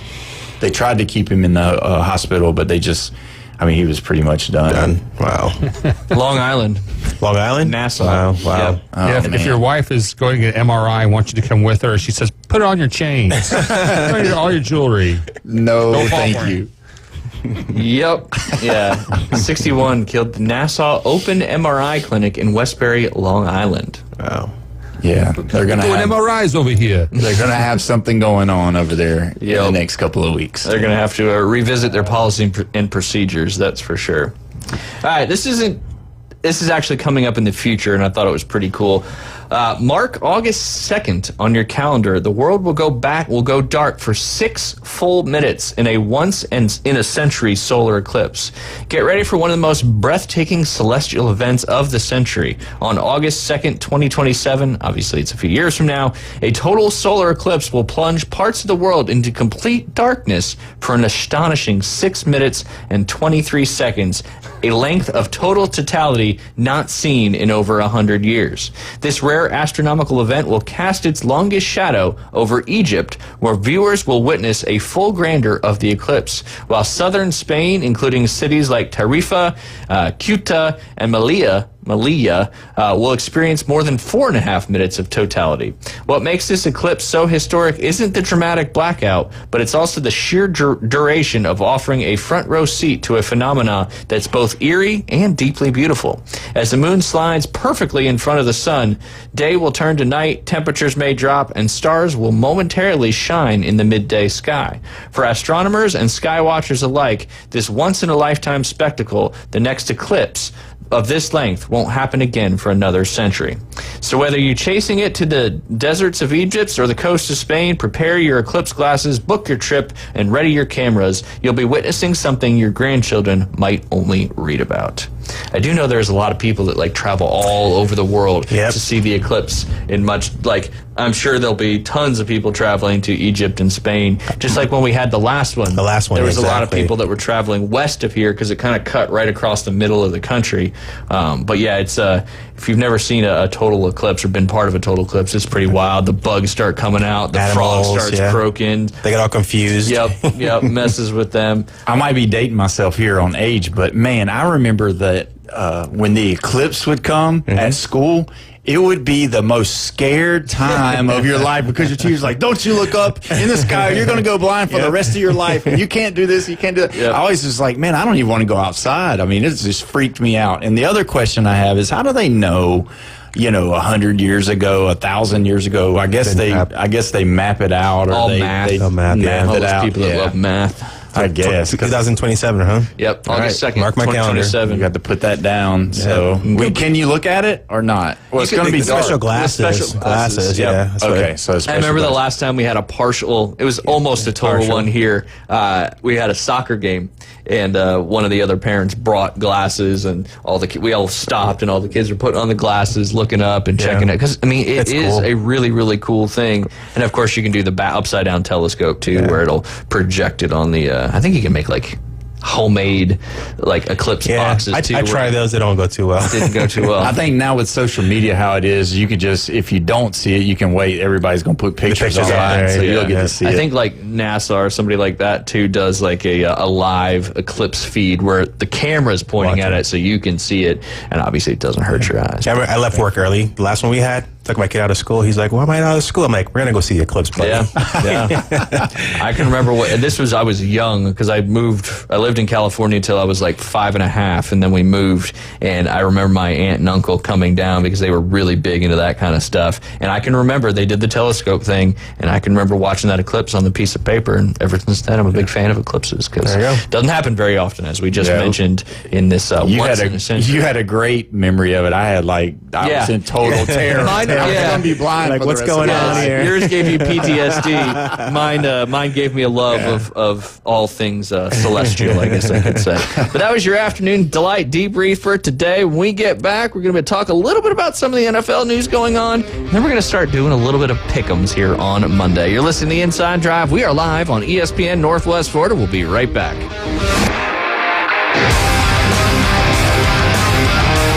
Only 104.3 ESPN Northwest Florida could bring sports fans like you an app this powerful. The sports content you crave is always on. Live stream us everywhere you go. Now with upgraded programming and live game schedules, you'll always know when the Atlanta Braves and your favorite games are playing. Plus, interact with our local hosts in real time and so much more. The new app for the sports fanatic is available at the Apple Store and Google Play. From 104.3 ESPN Northwest Florida. Good afternoon. This is Joanna with your latest forecast on ESPN Northwest Florida. The remainder of the day, a chance of thunderstorms and some sun, and a temperature of 90 with wind 10 to 15 miles per hour out of the west. Partly cloudy skies tonight, a gentle breeze, and quite warm near 82. Partly sunny in the morning and then possible thunderstorms and 92 tomorrow.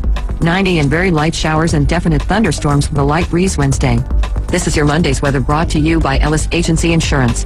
Thank you for tuning into ESPN Northwest Florida. Rely on it. PCB Hobby, the beach's premier hobby store for sports cards, comics, coins, and trading card games. PCB Hobby carries the largest selection of boxes and packs from the latest releases of brands like Topps, Panini, Leaf, and more. Looking for a specific player or team? PCB Hobby has a wide assortment of raw and graded cards. They carry parallel rookie, game used, and autographed cards in both modern and vintage. Have a collection you want to sell? We buy, sell, and trade. PCB Hobby on Back Beach Road, just east of Florida Linden. Call 850-320-8388. Are you looking for a place to take a leak? Do you have a truck, tractor, or other hydraulic equipment leaking or not performing as it should? At Reliable Hydraulic Solutions, we can get you back to work. Do you have a busted or leaking hose? We can typically replace them while you wait. Hydraulic cylinder or pump needing repair? In many cases, we can have it back to you the next day. Reliable Hydraulic Solutions, 6840 Highway 77 in Southport, just south of Tractor Supply. The best place in town to take a leak. Broadcasting from the Gulf Plus Studios, it's The Inside Drive. And now, The Inside Drive with Ryan Mulvey. We're going to have a talk. Tell me what you know. It's a frantic noise. ESPN Northwest Florida.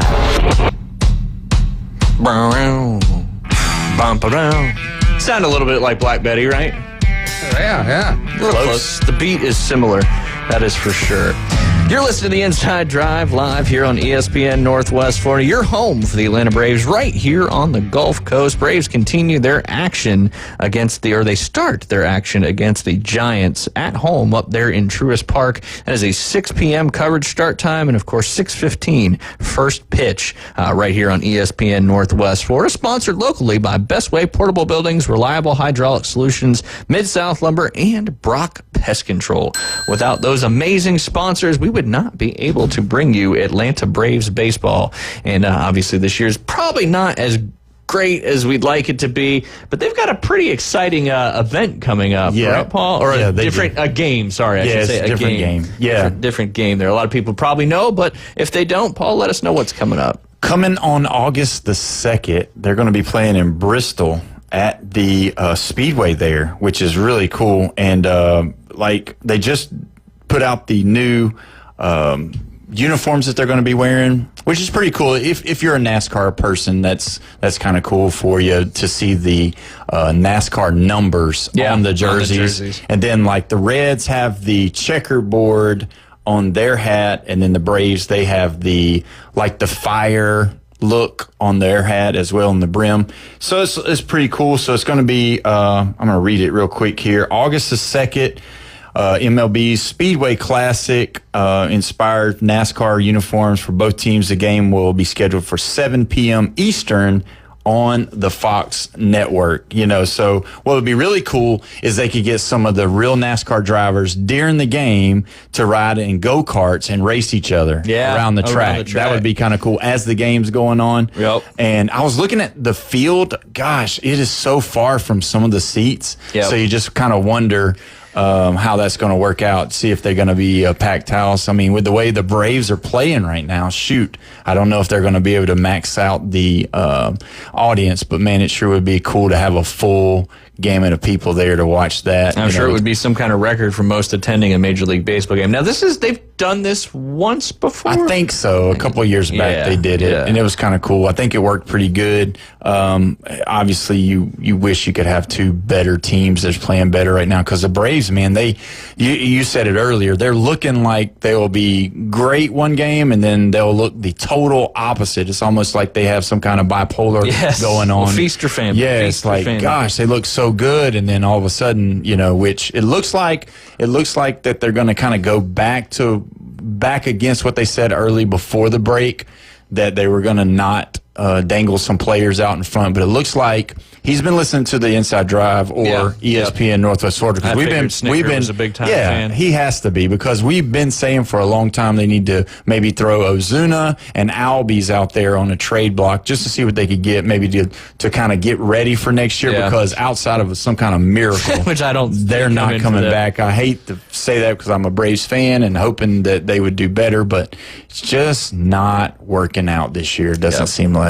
The reality of the situation is certainly that. But obviously, we'll be pulling for them all the way through the rest of the season with hopefully a good year on the docket for next year. Like you said, it's, one game they look fantastic and unbeatable. The next game they look like they never played a game of baseball before. Yeah, or they'll have one or the other. They'll really hit the ball well and their pitching will stink, or they'll really pitch good and then they can't generate any runs. I think this year's the hitting has to be, I don't know the record books or anything, but it has to look like some of the 1980s teams of the Braves where we were in the bottom of the barrel, because they're not hitting the baseball very well this year for sure. Yeah, absolutely. We'll do the pick'em first, and then we'll talk about some NFL news, because myself and Max picked Indiana and Auburn probably a few weeks ago now, because I hadn't really been here that often. So I want you to pick them. We'll catch up, and then we'll add two new ones. And Max is usually with me on Tuesdays, so I'll get his picks when he is in studio with me. So we'll start with Indiana. They got a 4-game homestand, starting with Old Dominion University. They'll win that one. Okay. Then home against Kennesaw State. They'll win that one. Home against Indiana State. They'll win that one. And then home against Illinois. They'll lose that one. That's exactly what I have. And then they go on the road for their first road game of the season against the Iowa Hawkeyes. They're going to lose that one. Okay. Then they play on the road in Eugene against Oregon, which just seems so weird, but it's the new Big Ten we live in. Yeah, they're definitely going to lose that one. Okay. Then back home against Michigan State. They're going to win that one. Okay. Then again, at home against UCLA, which their season really depends on if that quarterback's going to be any good or not. If he can play good. Which, I mean, he showed kind of some things. He could be good at times. He didn't look like he could carry a team, and obviously he made the crazy decisions this offseason. I'm going to go ahead and say they're going to. That's at. No, it's home. It's home. Bruins are coming to Indiana. I'm going to go upset. I'm going to say UCLA wins that one. Okay, so an L there. All right, then at Maryland. They'll beat Maryland. Okay. And then at Penn State. They'll lose to Penn State. Okay. Home against Wisconsin. They will beat Wisconsin. Okay, I like it. And then at Purdue to end their season. That could be. I'll just say they'll win that one. Okay. They'll win out. So you got 7 and 5 for Indiana. Yeah, that's pretty good. 1, 2, 3, 4, 5, 6, 7. I also have 7 and 5. We have some different games, win and loss. And then Max has 1, 2. Now he's an Indiana alum, so 1, 2, 3, 4, 5, 6, 7, 8, 9, 10. Oh, he's got 10 wins. 10 wins, with the 2 losses being to Oregon and Penn State. Yeah. Yep. All right. Then we picked Auburn, the Auburn Tigers. I don't know if you can do that or not wearing that shirt, but we'll see. That's what the L's are for. They start their season off on the road against Baylor. Huge, in my opinion, huge game for Auburn to kind of get their season kick-started the right way. Yeah, I think they'll beat them. I think they'll go in and beat them. All right. Then they're at home against Ball State and South Alabama. Yeah, they'll win both of those. Okay. And then they go on the road to avenge their home loss last year against Oklahoma. I think they'll beat Oklahoma. Okay, so far we have the same. And then they stay on the road going over there to College Station, which is typically a game that the road team seems to come out and win quite often. So on the road against Texas A&M. I think they're going to shake that, and I think they're going to lose. Okay. I think they'll lose that one. All right. Then they go back home to welcome the Georgia Bulldogs I think in October. They'll lose that one. Okay. Then they stay at home against the Missouri Tigers. I think they'll beat Missouri. Okay. All right. And then they go on the road again to avenge their home loss against Arkansas last year. They travel up to Fayetteville to see if they can get the dub. I think they'll beat Arkansas. Okay. Then they come back home against Kentucky. They'll win and they'll beat Kentucky. Okay. Then they go on the road to the powerhouse Vanderbilt Commodore, excuse me. They'll beat Vandy. Okay. And then they come home for that. Mercer just makes a living off of Auburn and Alabama making money. So they obviously come home against Mercer. They'll win that one. And then the final game in the season, as it is every year, but this year at home, they're at Jordan-Hare Stadium, where a lot of weird things happen in the Iron Bowl. So I think they will lose that one. Okay. So you got them with 3 losses. So what's that? 9 and 3. Yeah, I think if they can get that first game, though, I agree with you. If they can win that first game and kind of set the tone, because obviously they're going to beat Ball State, they're going to beat South Alabama, but if they can go 3-0 going into some SEC play, they should be okay. And it's going to, you know how it is with Hugh Freeze. He's got to have a quarterback that's got to be able to run the offense, but he's got to make plays outside of the pocket, kind of a la Bo Wallace type stuff. Bo Wallace wasn't great, but he somehow, some way could just get it outside the pocket and make plays. Because if he doesn't, and if he comes up 2-2, 2-3, whenever he gets into the chunk of that Oklahoma, Arkansas, Missouri run there, and he starts losing to those guys, the seat of Hugh Freeze will be on fire. And I think if Auburn lets him go, that might be the end of his college head coaching career. Yeah. This is kind of his second chance there in the SEC after all that stuff that went down with Ole Miss and all that good stuff. So I think this year is such a big year, and I think the fan base is hopeful for this year because they've gotten real good on their offense and defensive lines. Their wide receiving core is arguably the best it's had in a long time. Jackson Arnold, who was a 5-star coming out of college, obviously he played for Oklahoma, but he played for a very, very defensive head coach in what's his name? Brent Venables. Yes, Brent Venables. And now he's got an offensive guy. So I think optimistic is what you could say about the Auburn fan base and alumni, but that seat will start to get very, very hot like it is outside right now if he drops games that arguably he really shouldn't. So yeah, because you got to think Auburn. My hometown is Mobile, Alabama, and there's some really good football schools in there, and there's been some really good football players to come from there that went on to Auburn, then went on to do well in the NFL. So the talent of the Alabama, Mississippi, Georgia throughout that area is so good. If you get a good coach, you should be able to win 9 ball games a year. You know what I mean? There's no reason to not win 9 a year, and I believe the fans know that. As hard as it is to keep your job when you lose to Alabama, or even when you beat Alabama. I mean, Gus Malzahn had a good record against Nick Saban. Winning record, Yeah, but he couldn't do the small games. He just always threw those games away, and that's what happens. If you do that at Auburn, you're going to make a quick exit for yourself. Yep. Absolutely. And, again, they've kind of been waiting for this for a long time, it seems like, really since early 2010s when we had that run that we lost to Florida State because we started playing a different offensive style and defense. But that's neither here nor there. All right. Two more schools here. One Big Ten, one SEC. And the Big Ten school, just kind of getting some of the smaller ones out of the way, went with Iowa. Iowa starts their season at home against University of Albany. They'll win that one. Who I didn't even know had a football team. I am also going to say they are going to win that one. Then they go on the road against their rival, which is just weird to see this game played so early against Iowa State. I think Iowa State gets them. I agree with that. I think they get them. I do too. Then they go back home against UMass. They'll win that one. All right. I got that too. Then they go on the road in their first Big Ten game against the Rutgers Scarlet Knights. Ooh, that's a tough one. Shiano's got those guys playing pretty good. I'm going to go with Rutgers on that one. Okay, so a loss. I'm going to say that Iowa gets the win in that one. Low scoring. Yeah. 10-7 kind of football game for the Hawkeyes. And then as we picked earlier, Indiana comes into town to take on Iowa. Let's see. You had Iowa losing that game. I had Indiana losing that game. Yes. I had Iowa winning that game. Do you want to change it? Or no, I'll stay there. Yeah. Okay. I think Iowa wins. All right. So you got a loss for Iowa, or you got a win for Iowa, and I've got a loss for Iowa. Is that right? What did I say? Did you say on the Indiana? I had Indiana beating Iowa. Yep. So that stays true. Then they got on the road up there to jump around at Wisconsin on the road. What do you think about that? I think they lose that one. Okay. Tough season so far for the I don't think they're going to do very well this year. I also think they'll lose that at Wisconsin. If it was home, might be a different story. Another L probably coming up. You never know, though. Iowa always wins one game that they shouldn't, and that one's against this next game's at home against the Nittany Lions. Nah, I still think, an L. Yeah, I agree with you. All right, Minnesota at home.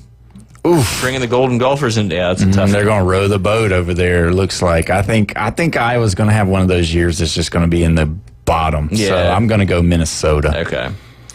I'm going to say the Gophers come into town and they weren't ready for the defense and the run game of the Hawkeyes, so I'm going to have Iowa win that game. Yeah. Staying at home, but bringing in the Ducks from Oregon. Yeah, I think that's not really a recipe chance for in that disaster. one. Yeah. And they travel out to the West Coast to take on the Fighting Men of Troy at Southern Cal on the road. Gosh. Southern Cal's one of those teams you just don't know. Yeah, what they're they don't know have. what they can do. I mean, they could have a great offense this year. I'm going to say Iowa loses that game. Okay. I think going to the West Coast is just going to be it's going to be more like a vacation trip type of never been there type deal. So I'm going to give the big brand the benefit of the doubt in that one and say Iowa loses that one as well. Then they come back home to take on Sparty. I'm sure Iowa would probably be a favorite in that game in this day. Probably, yeah. I'm going to go with winning. If they would have anybody else just about than Sparty, I would go with the loss. Yeah. But I think they'll beat Michigan State. I've got a win in that one as well. And then their last game of the regular season is at Nebraska up there in Lincoln. I think second year. Nebraska's got to get a little bit better. They right? got to be better, so Nebraska's going to win that one. Okay. I got that one as well. So you got 1, 2, 3 wins. I've got 1, 2, 3, 4, 5, 6 wins. So I got 6 and 6, and you've got what, 3 and 9? 3 and 9. Yeah, I think it's going to be a rough year for the tough year for the Hawkeyes. All right, and then you got the shirt on, so we'll dive through that here real quick. That's the Alabama Crimson Tide, starting on the road at Florida State. I think they beat Florida State. Okay, I agree with that as well. Until I see something different, I'm going to probably pick against Florida State. Then they travel back to Tuscaloosa to bring in Wisconsin. I think they beat Wisconsin. Okay, I agree as well. Then they go on the road against the Georgia Bulldogs. That one's tough. That is. Man, that's just going to be one of those. I'm going to say we pull it out. I'm not a believer in their quarterback over in Georgia. Yeah. I just don't believe he's that good. I think And he really, he played maybe a couple games last year and Beck got hurt. And I don't see, he didn't look good. You know what I mean? Like you could see talent and you could see somebody that doesn't know the offense as well or maybe isn't experienced enough. But I don't see them being I think they're going to be good, but I think Alabama gets them. Gotcha. All right. I've got Alabama losing that game. Well, one of 2 losses is what I have. Actually, I might have 3 just for fun. All right, so you got them winning against Georgia. Then they go up to Vanderbilt up there in Nashville. Or no, back home. They stay home. Yeah. Yep, home against Vandy. I think they get Vandy. I think it's going to be a revenge game. Revenge of Vanderbilt. And then they go on the road at Missouri. I've got them beating Vandy, too. Yeah, I got Missouri. I think they'll beat Missouri. Okay, I've got that, too. Tennessee at home. I think they'll beat Tennessee at home. I agree. Then you got South Carolina on the road. This is my Norris Sellers kind of steals the show, and it just Jordan here. Williams-Brice is such a crazy place to play. And I think South Carolina, after last year, is excited to welcome Alabama. That's one of those games because they should have beat us last year. Yep. And we just barely got out. So, gosh, like, to be right, I know that I'm feeling like I need to pick them to lose that game because they're gonna throw one. They're not gonna go undefeated. Yeah. Gosh. As bad as I hate to say it, I think South Carolina gets them. Okay. I think South Carolina gets them. I have that as well. So you're realistic when you're Yeah, I'm not. You're not just picking straight apart. I like that. All right, then they come back to Tuscaloosa. Actually, let's go ahead and take a quick break. We'll finish those last few games here in just a second. I know we're a little bit over on that time. You guys are listening to the Inside Drive live here on ESPN Northwest Florida.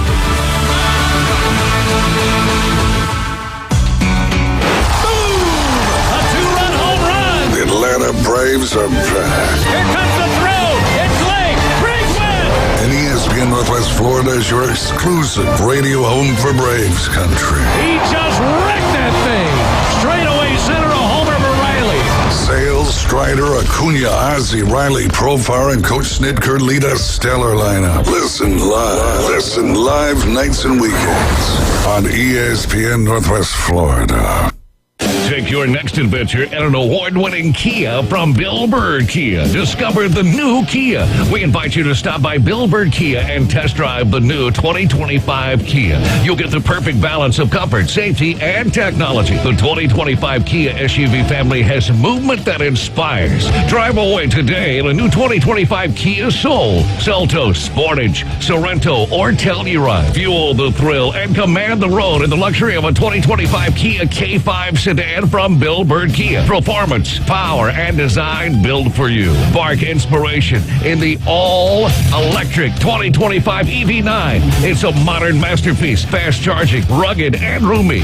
Bill Bird Kia is the original home for the 20-year, 200,000-mile warranty. Stop by 2435 East 15th Street, Panama City, or anytime at BillBirdKia.PanamaCity.com. We'll treat you like family and give you the peace of mind you can trust. Your local community dealer is Bill Bird Kia.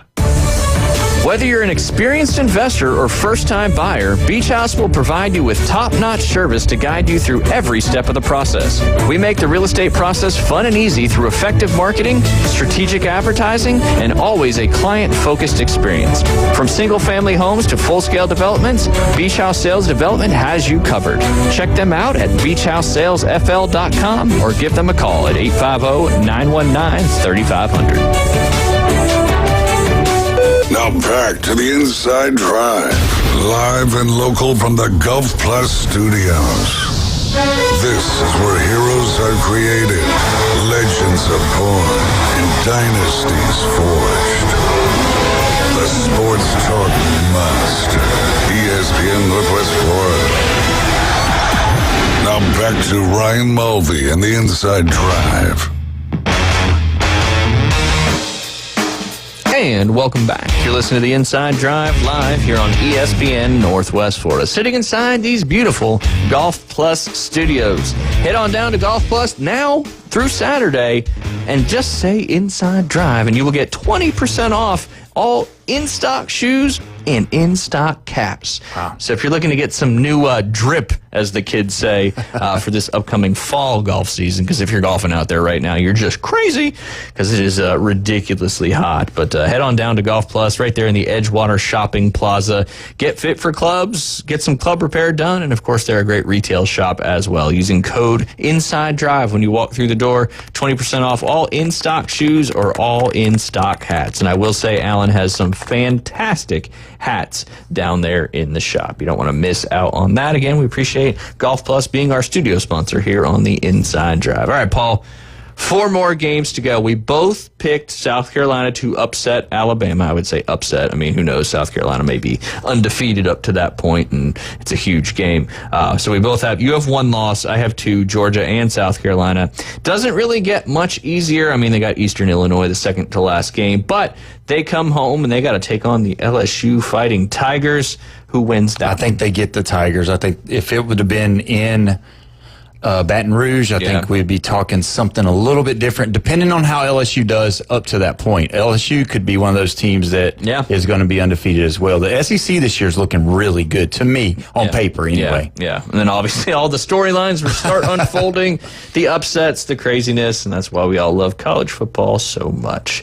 LSU, they stay at home against Oklahoma, bring them into town.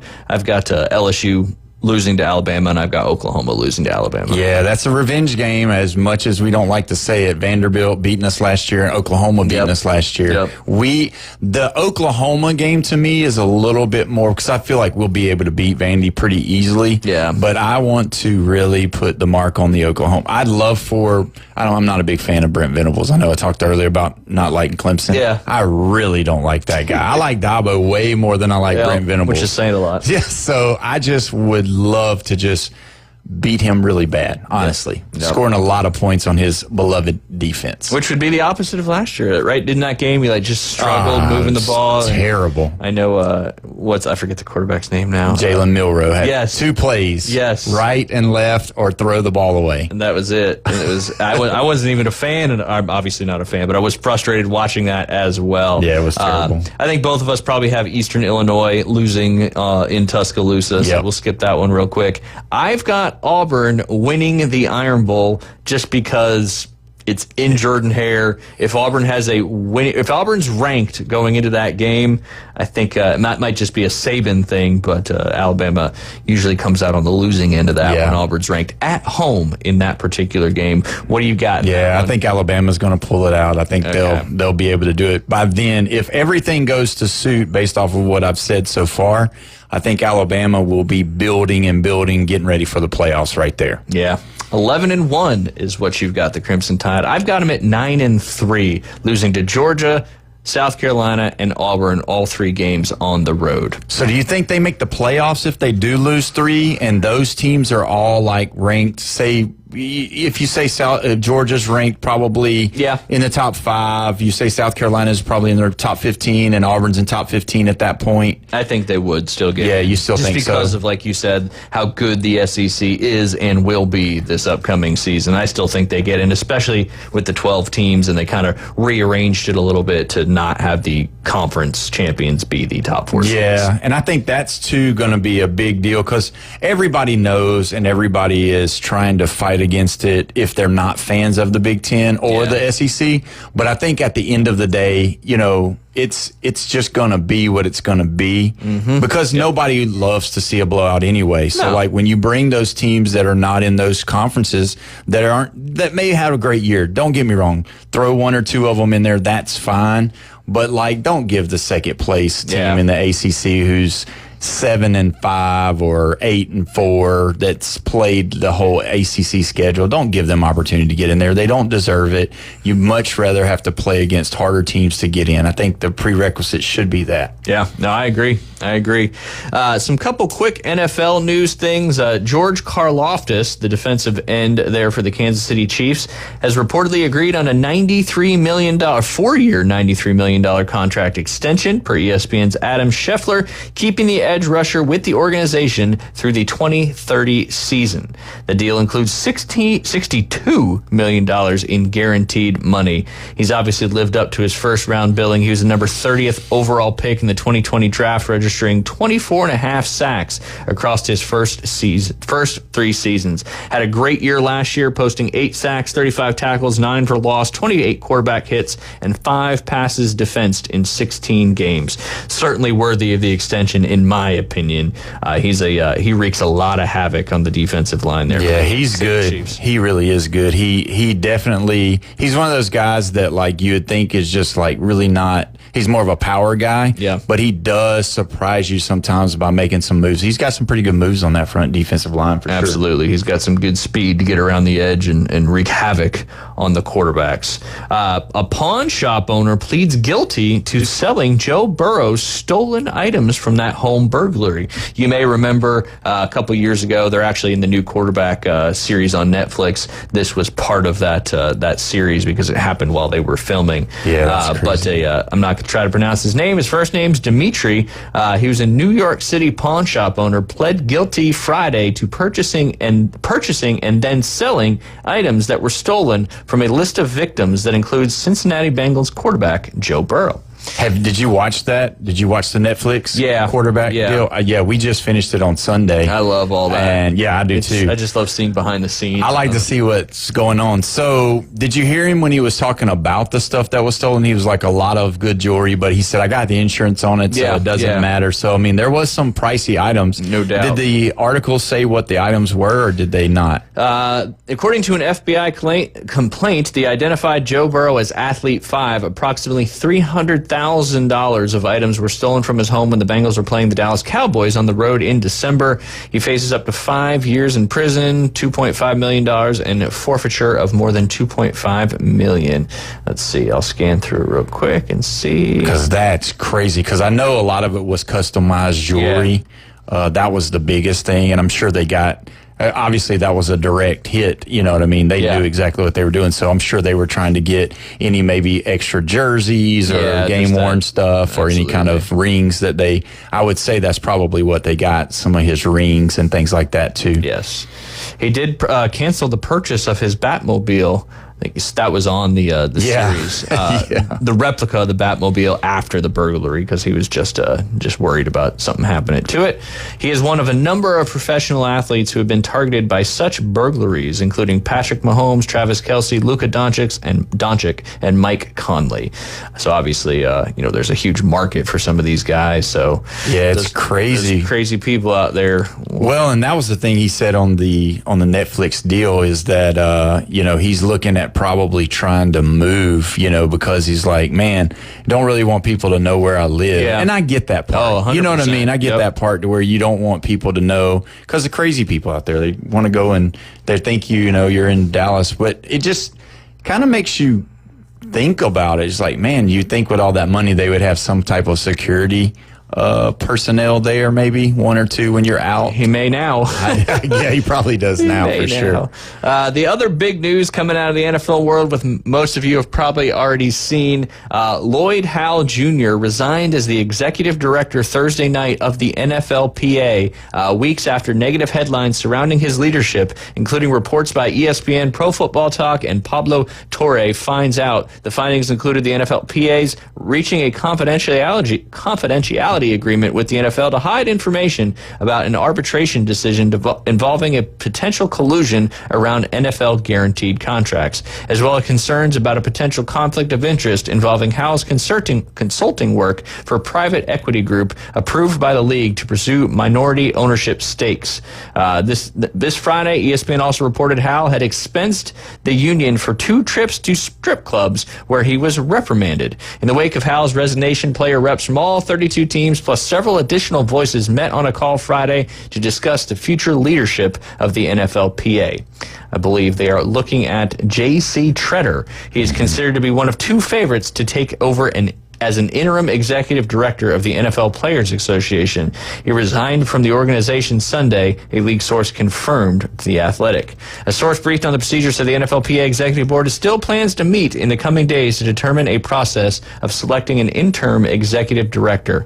The NFLPA had no comment on Treader's decision, which was first reported by CBS. Yeah, I think Friday when that news broke, it was like, how do you play both sides of the game and not be... Yeah. I think the strip club thing, I think that was kind of, they held that and just waiting for him to do something else, and then maybe made it to where they could get him out of there, because like you can't, it's like you owning a car lot and being the person that's purchasing the car and trying to sell it to yourself, and it's just like, well, you're on 2 sides of the story. I don't understand that, but either way, yeah, bad guy there on that part. Yeah, no doubt. So they'll be searching for a new executive director for the NFL Players Association, which is obviously a very important part of what the players kind of argue for, figure out all their collective bargaining stuff and all the behind the scenes stuff there in the NFL. Did you have a chance to see any of the NFL flag championships this weekend? So we were eating after church on Sunday and got to sit and eat and watch some of it on one of the TVs that was showing, and they had just started, and in which we're talking about it now, and it's up there right now. So yeah, but the kid made the ridiculous catch. I mean, it was just like, wow. I mean, I was just like, at first I was like, is that like a real ball or what? But because it looks like a smaller ball. It doesn't even look like the junior size ball, but I guess it is. But that's crazy because obviously I'm no stranger to that game, so I do some refereeing in Panama City for flag football. Have you ever refereed any of the games we've played in? I don't think so. Okay. But I've refereed some of the flag football games this year, and there's some kids that can actually go up and get it, and the rule is you're not supposed to make any contact, but obviously if you both are jumping, you both have a right to the ball. Yeah, you got a path to the ball. So, that one, that kid that when he made that catch, he basically jumped over the other kid, and he was covered by 3 people. He had both corners and a safety that they threw it up, and he went and got it. So, which is kind of cool. When you're being talked about along all major sports outlets, your life's probably going to change a little bit here in the next couple of years. That's for sure. But because the Panama City League is the NFL Flag League. So you guys play with the NFL flag rules. Yeah, the flag rules. Yep. Yeah, so it's pretty cool. The kids, they enjoy it. It's the same thing though as travel baseball. The parents are out there and they want you to win. Yeah, they want to win at all costs, which is fun. Yeah, as long as it doesn't cross that line. But we've been playing flag football for many, many years, and actually Liam has his first tackle practice this afternoon. Oh, so man, he's looking forward to switching over to that. But it's been a lot of fun hanging out, Paul, and hopefully look forward to doing it again next Monday. Yeah. Don't forget, coming up tonight, starting at 6 p.m., will be your coverage for the Atlanta Braves versus the San Francisco Giants, with the first pitch coming up at 6:15. We appreciate you hanging out with us on this Monday morning. Stay cool. Find some shade. Air conditioning is a premium this time of year. We'll see you guys tomorrow. Have a great rest of your day. Have a good day.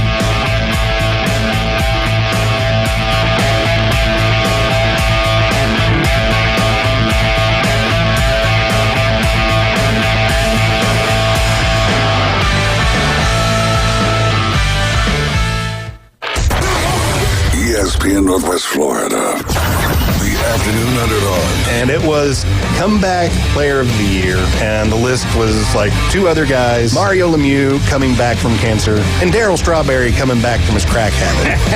And of course they hand it to Darryl Strawberry coming back from his crack addict. Have you ever come back from crack? You know how hard that is. That is not. I haven't lately. 4 to 6 weekdays. 104.3